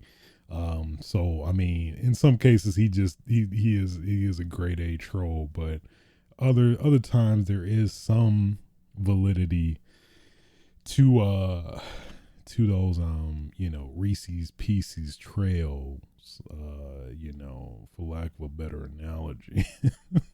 Ooh, piece of candy. Um, I think it's gonna happen. I know it's probably, from a licensing standpoint, it is probably hell incarnate, but I think if anybody could pull it off, it probably would be Ed Boon. He's definitely expressed that he would love to do that. I think it's definitely possible. It probably is difficult as hell, but I mean, I think it would be possible. People will lose their shit over it. It will probably, if it is to be, it will probably definitely steal E3 potentially. I think. I'm not a rapper though, but I think it's possible. I could definitely see it. They, at least the rumors are that he is working on a Marvel game at least, and of course, obviously, he's been working on the previous Injustice games for DC. They already have the groundwork of Injustice in terms of the engine and whatnot. I think it could definitely happen. Yeah, I think it will only be the next logical step, because obviously they can't do like Mortal Kombat versus Marvel, which because we already know what that would look like with what Marvel versus DC, no, Mortal Kombat versus DC Universe, where you can't have a Mortal Kombat crossover without somebody getting a head uppercutted off, or Superman like blasting somebody through their eye sockets, and you just can't. It just won't work. You gotta one side has to go to the preferred side. So if it's anything with Mortal Kombat, they got Street Fighter, whatever, they gotta succumb to the violence too. Ryu need to be, doing a Shinku Hadoken, and somebody's torso goes off, gets incinerated, whatever. Ryu does a Simpukyak, and does it so fast that like the sinewy muscle is just left. Oh my god! And then I don't know. He does a donkey kick. Donkey kicks their head off after. I don't know. I mean, Ed Boon probably, they're the experts with this, but that would be pretty dope. It would be probably much harder to, I guess, believe than Marvel versus DC. I'll say that much, especially considering at least the rumors going around that at the very least they're working on a Marvel versus game. So, but I think that's definitely the big one. I really do.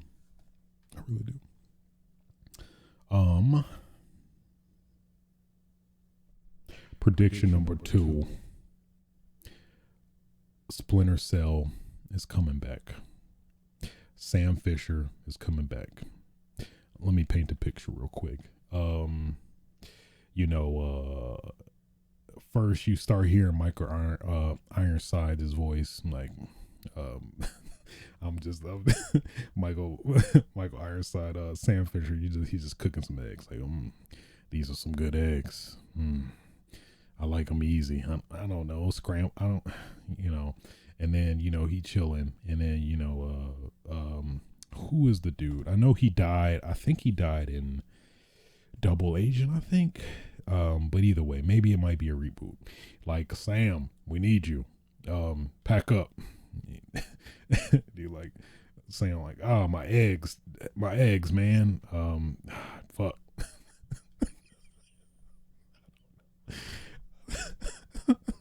And then you just get the Sam Fisher iconic triple green visor. Splinter Cell. These eggs ain't done yet. That would be horrible. But you get the gist, okay? I the picture isn't, I didn't color. I colored out the lines, but you know what I mean. So I think it's time to bring Sam Fisher back. It's enough of this weird, like, put him in everything but his own game deal. Okay, we had enough of him in this mobile game that nobody played. If we had we you already disappointed us enough with him being in a Rainbow Six of all games as an operator, but not his own damn game. Like, come on, Ubisoft, utilize your IPs. But at the same time, it could be a scenario where they just don't know how to, utilize him in a sequel. What else new or interesting enough that they could do to, like, I guess maybe green light this sequel or whatever, sequel or reboot. But one can dream. I think we've been needing it. Also, I'm gonna put it in there. Hey, we gonna get Spies versus Mercs is back. Spies versus Mercs has come back. For those that don't know, may not know, Spies versus Mercs is basically a mode it started in, I think, Pandora Tomorrow and in Chaos Theory, where basically there's the Mercs, which is basically a first person shooter, and then I think they're called the Agents, where basically it's like you're literally Sam Fisher, but you just got a mask on, more or less, and then you're various objectives, steal or hack such place, and basically get away scot-free without being seen by the agents or killed by them. It was pretty fun. It was fun as hell. So hopefully maybe we get that as well if my prediction is true. I have no validation or credence this will happen, but it's just pure want, desire for Splinter Cell to come back. So prediction number 3, that would be we talked about it in one of the news segments, but Xbox acquiring Sega. I think this is definitely going to happen. I think this is one that nobody's going to expect, and in turn will put more eyes on Xbox and be like, oh shit, oh my god, Xbox isn't playing. They out for blood now. I think this is the acquisition they'll need to solidify that like first Bethesda was like, oh damn, all right, okay, but wasn't just need a little bit more backing. I think Sega is the one that's gonna be like, oh shit, all right, okay, Microsoft, you coming for blood. I see you. I think it's gonna happen. I really do. I think it was probably in the works for a long time, that I talked about earlier. So at least to not tread over that again. But either way, I do think it's gonna happen. I'll go a little bit further, and I'll say during the Xbox event, they'll probably premiere the next mainline Yakuza game, which, at least now that we know, will yet again be turn-based and not beat 'em up anymore, which still hurts my soul to say that, but I digress. But yeah, I think that's gonna happen. And then yeah, like I said earlier, Persona 5 Royale probably be coming to Game Pass and whatnot too. So yes, I do think that will happen. Well, I guess we'll see, but I'll just look dumb next episode if not. But either way, prediction number 4. We talked about this last episode, but just to double down, just to put all my chips in, go all in, even though I need some more. But Leon S. Kennedy and Jill Valentine will be announced for Smash Ultimate as characters. But in line with that will coincide with the Resident Evil Classic Collection. They will announce that maybe shortly after, or maybe during the Capcom one. I'll give some leeway there. On top of that, we will also get a Season 3 Character Pass announcement. I think this Smash Ultimate train is a train that's too good to stop, and I think it's still gonna keep going. I think there could be a possibility that um damn it. Every time I'm thinking about it, just Sakurai may um may, that poor dude, man, may actually get rest and pass the mantle on to somebody else that he trusts and values. I could possibly see that with season 3, or maybe not. Maybe he just, it's like, I can't. This is too good. I gotta keep going. I can't stop. I must have everybody I want in this. I don't know. Either way, I do think season pass 3 will be a thing. Probably could be totally wrong, but I think it is too good to stop the Smash train with all these juicy good DLC characters. But I guess only time will tell for that. So yeah. Prediction number 5. That will be Final Fantasy Remake Part 2 trailer and Final Fantasy Remake 1 Part 1 Xbox and PC ports being announced as well. At least for the Part 2, I think the development for Part 2 is going pretty good. I think it's going well ahead than we all expect, considering, you know, the traditional, quote unquote, traditional Square Enix development timeline, you know, in terms of the time it takes to develop all these games. I think it's probably going way better than we expect. And I think so much to the point that we will get Final Fantasy VII Remake Part 2 trailer. I think that's going to happen. I think we're going to see, especially with Intergrade. I part of me was like, it might be too close, but I think it might be intentionally too close, to be honest, where, you know, it might be some purpose as to why they did that, potentially. So I do believe that's going to happen. I think it potentially is well into development than we are anticipating. So, and then of course with the Xbox PC ports, I think the exclusivity has ended for Final Fantasy VII Remake. It's so iffy. Non-Intergrade, but no, I think Intergrade technically. I think Intergrade is still exclusive. So this Yuffie DLC is still exclusive for a year. But I think at least the main base game is still up for grabs now that that exclusivity is gone. So I think if anything, we'll definitely get PC ports of 7 Remake as well as the Xbox version of that. I think that will happen. So I think that's definitely a given compared to FF7 2 Remake Part 2. But I still believe, and I will not falter. I will not.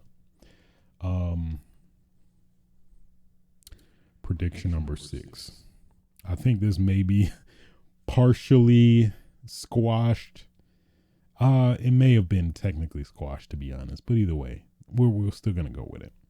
Hideo Kojima will show his next game, which obviously was kind of potentially invalidated now that, well, I mean, technically I did make this prediction. I'm not trying to BS y'all. I did make this prediction before Summer Games Fest.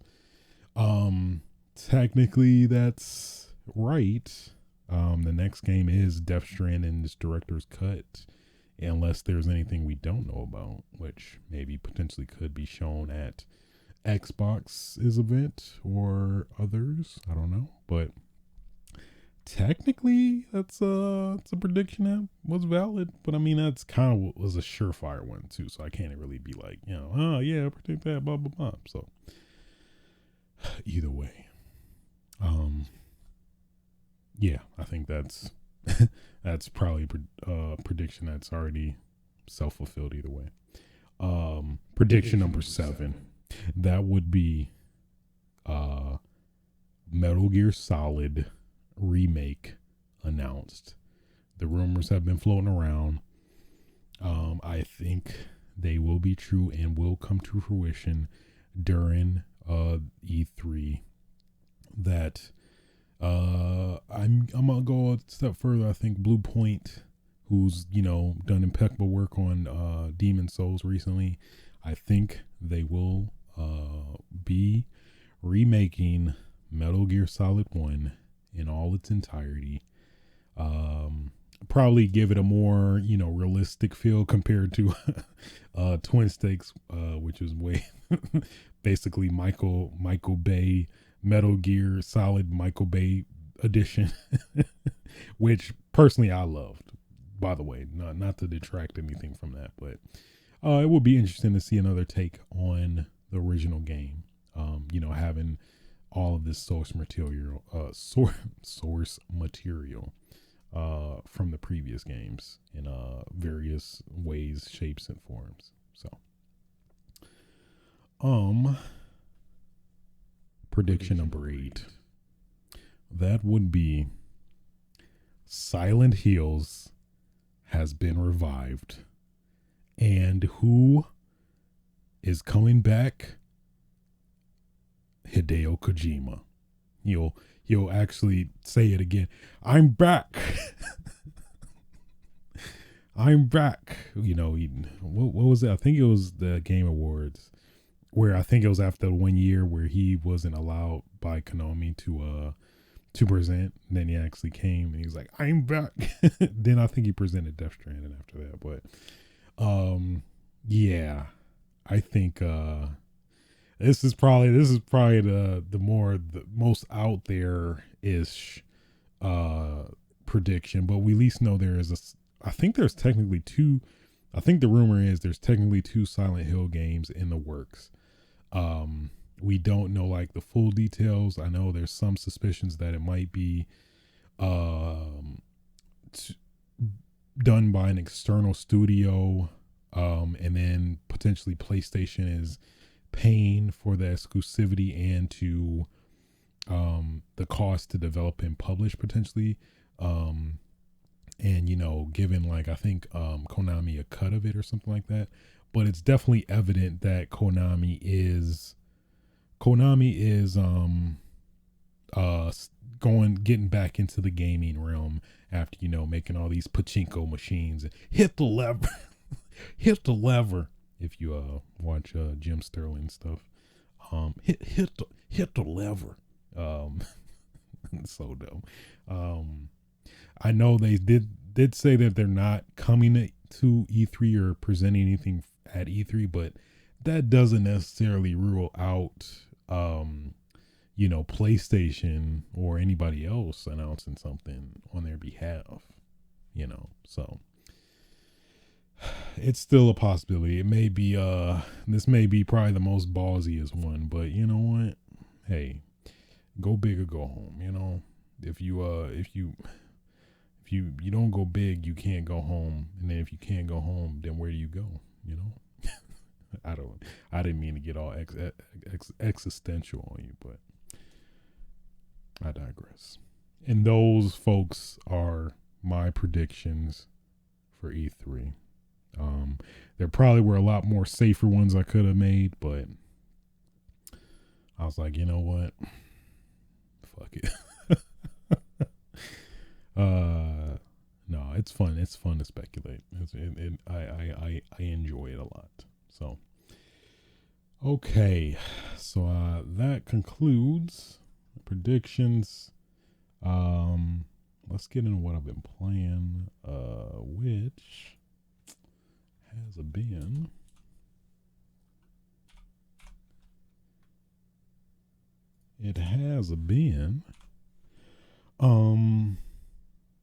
that Mass Effect. So since last episode I did beat Mass Effect 2. It was a great experience. Man, that suicide mission is still one of the best ending segments in games. I do understand why this game is still revered as one of the greatest games of all time. Just the payoff, you could just feel the direct, like, immediate payoff for, like, putting time and investment into, like, your crewmates, and making sure they're okay, and kind of doing their loyalty missions and stuff like that, and then doing all the admittedly tedious ship stuff to basically, I mean, I guess potential spoilers for Mass Effect 2. Not really big spoilers, kind of minor for the most part, but basically, the suicide mission, potentially all of your crewmates in the game can die. Basically, and this could happen in due to multiple reasons. One factor is if you don't do the loyalty missions. I think it's almost guaranteed. I think either they will cause an event that will cause somebody else to get killed, or they themselves will get killed for one arbitrary reason or another. Well, I guess essentially because you didn't do their loyalty missions, but that's another factor. I think also if you don't upgrade your ship enough, in terms of there's various components to the ship you need to get in the game that in turn will improve your odds of success, in terms of not I forgot, I've never done it where I wanted to test my fate, but I think in the long run, in a couple critical points, it will help in terms of preventing your crewmates from getting killed that way, in some way, shape, or form as well too. What else? There was some other factor that came into play. No, I think those are really the biggest ones. I think partially you need to upgrade your team's weapons and items to some extent. I'm not sure if that directly determines if your character dies or not, but I forgot the other one. It's there's certain segments where you have to dictate which one of your teammates or crew people will do a particular factor of a mission, and if they're like unequipped to do it, like let's say you get like a war expert or hero to do a tech, like a mission for a tech that is best suited for a tech, that in turn will likely get somebody else killed or something like that, cause some chain reaction where either that person gets killed or somebody who they're associated with gets killed to some extent as well. Well, there's really no extent of getting killed. You just get killed, really. But yeah. So all that, all that coming into play, it's like a lot of moving heads to try to manage and prevent yourself from getting killed. So that in turn kind of forced me to do all the side stuff, side missions for everybody, which it felt way more substantial this go around. It seemed like a lot of the game is basically those characters' side missions, which I think would be shorter if you did it without it. But then, of course, you would all your characters would be dead, most likely. But yeah, I did it. I had to do it 2 tries. So basically, did everything I could. I got I'm pretty sure I got all the ship upgrades, did all the loyalty missions for all my characters, got all of the characters. I know there's some hidden ones you possibly could miss, I think. So did all that, and then I think I made pretty much all the right choices. I think the last choice where you had to take some people with you and then leave some people behind, well, you just take 2 people with you and then the rest are stay behind. So I did that. I think I took Garrus and what's his name? No, Garrus and Samara. I took them both with me and to do the final part of the mission, and then did it, succeeded. And then when we escaped, Morden died out of nowhere. I'm like, what the hell? What? Why did you die? So I looked it up. I guess there's really no reasoning for it. Basically, they said, you just have to take Morden with you instead of some other characters. I'm like, okay, whatever. I just swapped out Garrus for Morden, and then lo and behold, I succeeded the mission without killing anybody. So, and there's achievement with that as well too, by the way. So after that, all my characters safe. Um, you know, then they give you that teaser for Mass Effect 3, and yeah, at least I'm taking a break now, at least because of all these other games coming out. This whole damn Jesus onslaught of these games, especially on top of E3. is this is a first world problem if any, but yeah, so I'm probably gonna wait a bit, at least knowing how how Mass Effect 3 ends as well. I'm probably gonna give a little bit of time for it to soak in, and then probably come back and finish it off strong. But at least I played a little bit of Mass Effect 3 before, and before putting it down for a while. But it definitely makes a lot of great improvements. At least I played like maybe 3-ish hours, 2-3 hours, I'm gonna say. And yeah, the game, the gunplay, combat, cover feels way more responsive than the other games. At least it felt gradual from 1 to 2 to 3, where two, it felt like it was a little too much lag for whatever reason. Not necessarily the console to blame, but it seemed like from a engine standpoint for the game, it felt like it was way laggier. But 3, it feels real responsive. The shots, the feel feels really good all around. So I, at least from what I played, I did thoroughly enjoy 3. But yeah, I think I'm just gonna bookmark it for a bit, come back later, and finish it off strong. Probably maybe cry after end for some reason. I don't know. Just I think the tone of the whole third game just feels very just somber and just sad in general. So I don't know. Maybe it'll get to me. Maybe it won't. Did I cry for the? I think I may have cried in the last, when I played it on the 360. I may have. I forgot, but. Maybe I think I was like just squinting out of confusion. Maybe I was squinting so hard I started crying because I was trying to I was just trying to just rationalize that ending, because it was admittedly pretty bad. I'm the type, if when I see an ending, I generally look up some other endings to try to get maybe what other people interpreted, to get some more better understanding of what maybe I just interpreted. If I'm like, am I interpreting this right? Is everybody getting the same response, feeling I got from this? So we'll see. I don't know. It's been so long. And now with the remastered ending, I'm curious to see how that's going to play out now. If it will have a similar impact, if not. And then the DLC, I heard the DLC was really good to play before the ending of this game as well, which I don't think I technically ever played, if I recall. So a lot of factors to kind of, consider when I do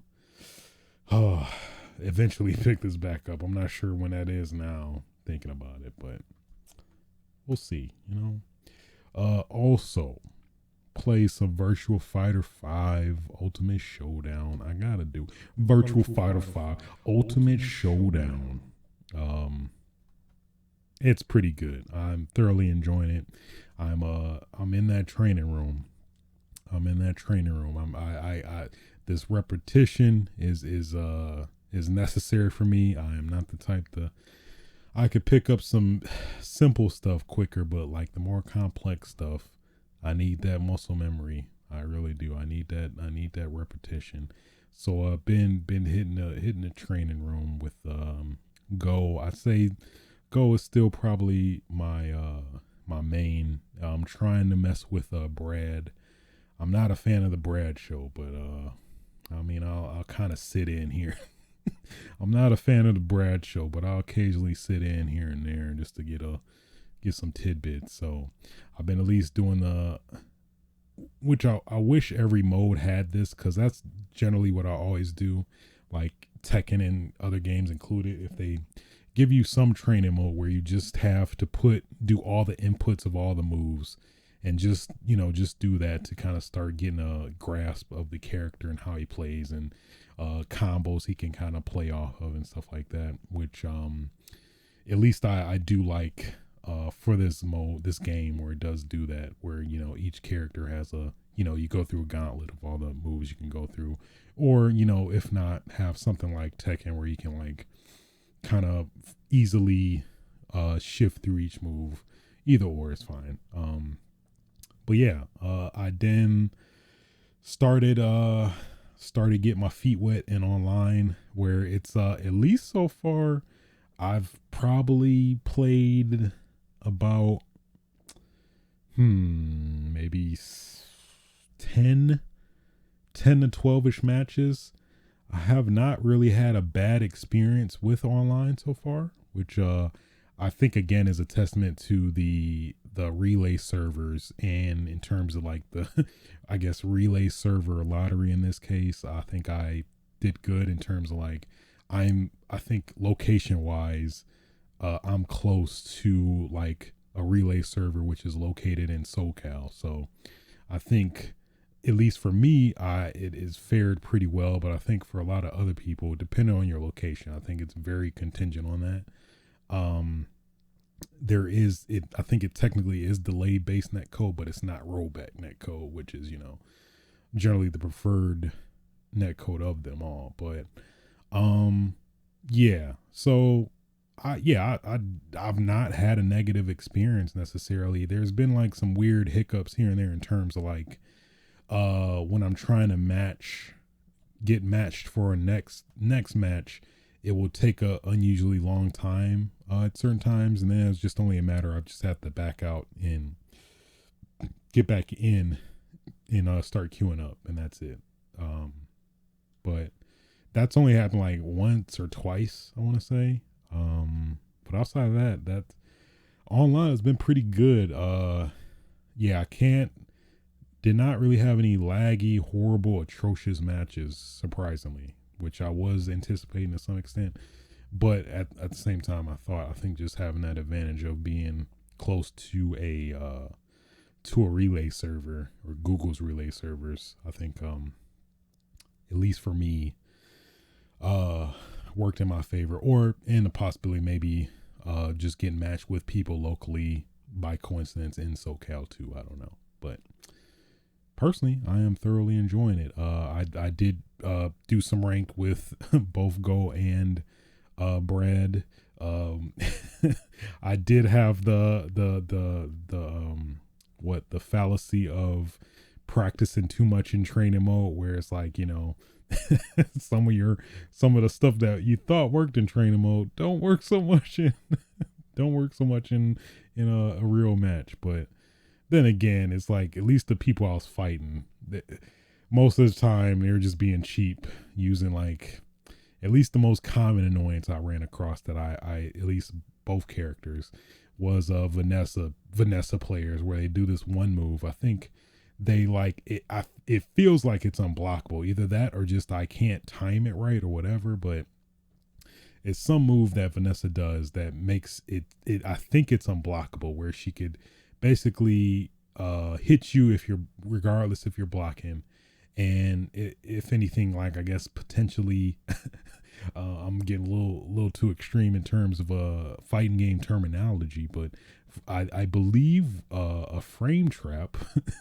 I believe a frame trap, where I feel like I can't react properly enough by after she does a move, where she can actually follow up, or like the recovery is very look at me trying to use these fighting terms, where I can't recover fast enough to block or defend myself, and in turn she gets a free hit. And she I beat her ass one time, but in another instance she got an excellent on me and shit. So I don't know, I'd probably have to go in the lab and try to practice that and figure that out. But either way,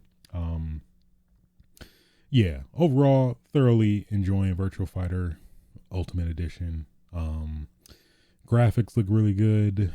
I am really overall enjoying it. I did get the retro pack, So that is, I personally, way more enjoyable. I'm not a fan of the I guess the bass soundtrack, the at least this new revamped soundtrack. I like the Virtual Fighter. Virtual Fighter, is it Ultimate Showdown or the version before this one? I guess that was on a 360. So I reverted to that soundtrack, and I enjoy it much more. The customization is fun too.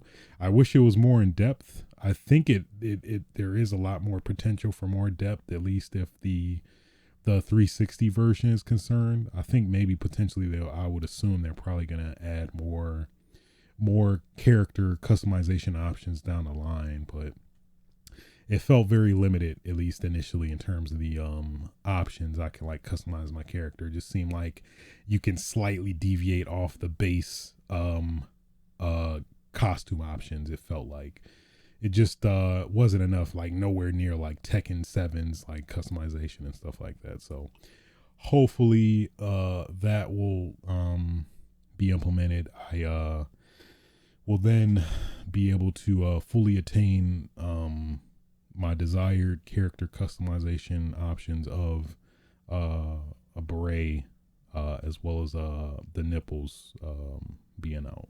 So Sega, if you're listening, please please let me wear no shirt, as well as slacks and a beret, please. I beg of you. This is my only request. This is my only request, Sega. So yeah, I'm enjoying it. What else? Oh, of course. In anticipation of I gotta do it. Final Fantasy VII Remake Intergrade.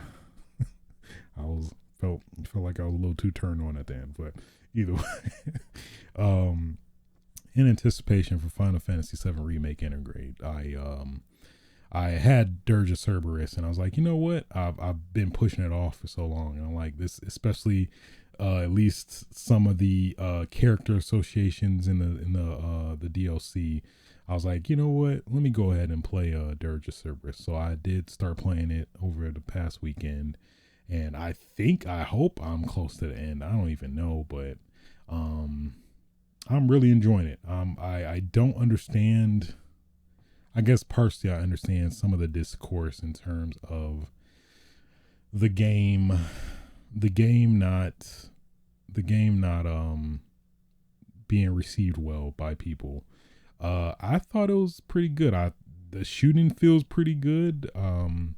The aerial options not like too deep, but you know, at least it's enough for me. I do wish it wasn't a shooter and it was more like kind of Devil May Cry, which you would think that would be the logical like move, but maybe not for them. Maybe they just wanted to stay away from that stigma, because it came out in 2006, and the first Devil May Cry came out in I think 2001. 2 I think came out shortly after that, the following year, or maybe 2003.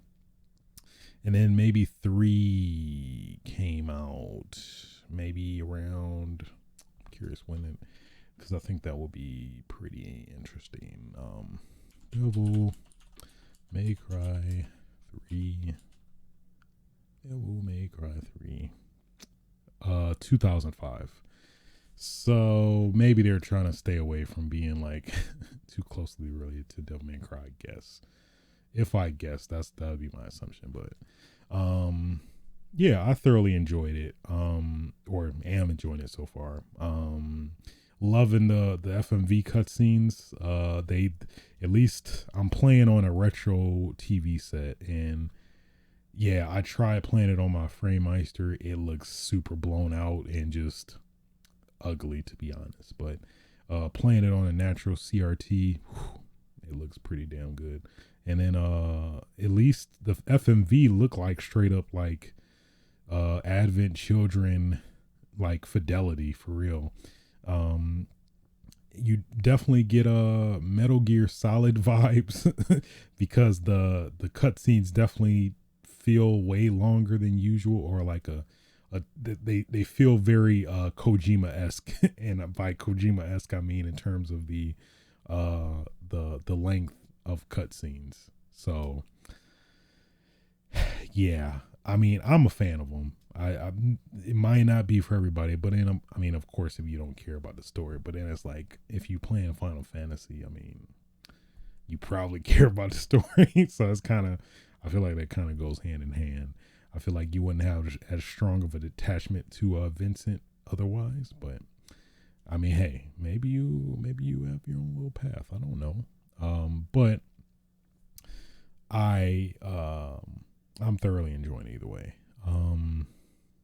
This may be because I I may have a pretty big Final Fantasy VII bias. So I don't know if maybe that's factoring in, but I mean, I think the story, I'm actually pretty interested in the story, how it plays out. You get a little bit more insight on Vincent Valentine before he becomes Vincent Valentine, if that makes sense.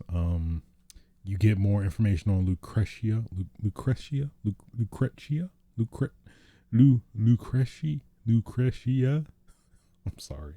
I'm sorry, Lucretia, if I'm butchering your name, but at least that's what it sounds like. I think that's what they said. But yeah, overall, I'm really digging. I like the customization. So basically, you have 3 sets of weapons where you can pretty much customize them however you want. So you basically just have a template of various weapons. Like you have like a rifle template, a submachine gun template, and a traditional like pistol template. I'm not sure if there's any more than that. That's at least what I got so far. But you know, from there you can like slot them with various materia. At least so far, I think there's blizzard, fire, and thunder. You can do other slight deviations like a long barrel, short barrel. So like long barrel, I think is more range, and then shorter barrels less range but more damage, and things like that. But it is pretty interesting, and you know, being able to switch between multiple ones, and then you know, some of the bosses and enemies like do generally force you to use the various, you know, like you know, ranges of the items you have too. So it's pretty fun. I'm enjoying it as and let me preface this, as a big Final Fantasy VII fan, I am enjoying this. So I guess I do see why people may, I forgot the general consensus that like is tedious. I think the cutscenes are too long. I think that's generally it. I can't remember anything else, but that's generally it, I believe. So I feel like I'm close to the end, but I'm not sure. At least I looked it up. It's like about 12 hours. It feels like I've played about 12 hours, but I don't know. Maybe my sense of time is just messed up. But overall, I'm enjoying it. I mean, hey, if you got a PS2 laying around ready to go, and this game, you know, that you've kept all this time ready to go, hey, by all means, play it, you know. But yeah, the barrier entry is a little difficult, but yeah. So I think it's just very underrated. I think maybe just the time it came out, maybe just was not doing it any service. I don't know, but I'm also additionally, not necessarily spoilers more or less, but very surprised at the inclusion of all the side characters. I thought, at least going in, I thought like there wasn't too much inclusion of the like, you know, existing characters in the Final Fantasy VII universe, like Cloud, freaking Barrett, Yuffie, Tifa, oh yeah, freaking Cat Sith of all people. He has a interesting role in the game. I don't want to spoil. I mean, even though what this game is like. I don't know how long ago, but I won't spoil it either way. But yeah, so I'm enjoying it. This technically takes place like 3 years after the events of the original Final Fantasy VII, and I think it also takes place after, I think technically a year after Advent Children. So I was curious about that, considering like how the cutscenes are very Advent Children-esque and the designs look very similar to Advent Children. I think the same designer for the movie was involved in this game too, so that makes obvious sense either way. But yeah, Final Fantasy Dirge Cerberus. I'm sorry, I didn't mean to breathe creepily like that at the end, but I had to get the Cerberus out, you know. Okay, and that pretty much is all I've been watching, or I mean playing. I'll get into what I've been watching real quick. We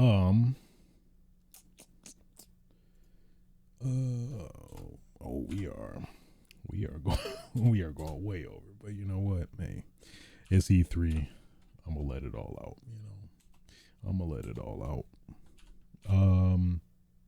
So first thing, of course, I'm still watching Family Guy here and there, but nothing notable. But of course, the biggest thing we need to talk about, I'll touch on it. I'm not going to try to spoil it until the season's over. That's the least I'll try to stick by. Loki, episode 1. Watched that boy right when midnight hit. I'm really loving the first episode. Definitely sets a very good, was a pretty good pilot of what to expect, potentially, throughout this season. So, yeah, at least, is there anything I could talk about without, is it spoiling it? Yeah, I don't really feel like spoiling it either way.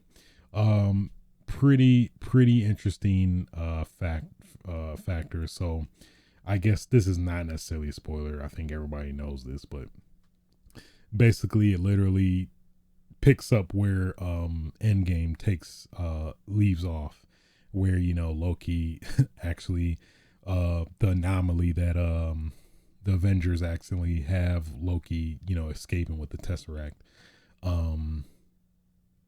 where pretty much it starts to, you know, take place after that. It does a lot of fun, interesting stuff. It definitely just overall just sets a really good foundation for what's to come in this season. So I'm definitely excited, looking forward to what's to come with this season, man. It's pretty good. It's a lot of fun stuff they're doing with the time. It's funny how they kind of trivialize. Yeah, they really trivialize what happened in the first episode, or no, the pretty much all of the previous Marvel MCU so far.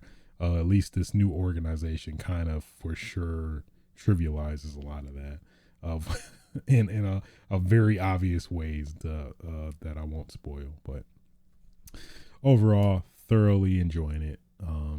This episode was pretty awesome. I'm invested. Yeah, I am invested. Yeah. What else? Was there something else I wanted to talk about with Loki? I don't think there was. Maybe not. No, I think that's pretty much it, really. Yeah, I mean, Marvel, Disney with all these hits, these damn TV shows, they not missing yet. They not. I'm here for it. So I'm curious how this series at least is gonna end. It's definitely gonna set up like some major stuff for like the cinematic universe. I'm for sure. I'm definitely certain. Yeah, I can't wait. I can't wait for episode 2. It's weird now that it's Wednesday instead of Friday. I'm curious what made them change that. I feel like maybe they're doing it more so for the influencers, maybe, so they can like get their content out earlier. before the weekend or something. Could be. I don't know. It just seems weird. All of a sudden, this show is the one they start doing on Wednesdays instead of Fridays. But either way, it's fine. Yeah, I'ma still watch it at midnight anyway. But with all that being said, that concludes what I've been watching, as well as episode, what is it, 108 of Switch Slates. Yeah. E3 is still here. Cannot wait. It's still, we still about to get all this news and exciting stuff. This time of year is always exciting. For me, yeah, this is first Christmas for me personally. But cannot wait until what what will be revealed for Nintendo. It's a lot of stuff. A lot of stuff to be excited about. New generations, new potential consoles with Nintendo, whatever. It's so much. I'm overwhelmed in the best way possible. But until next time, y'all, get your game on. Oh yeah.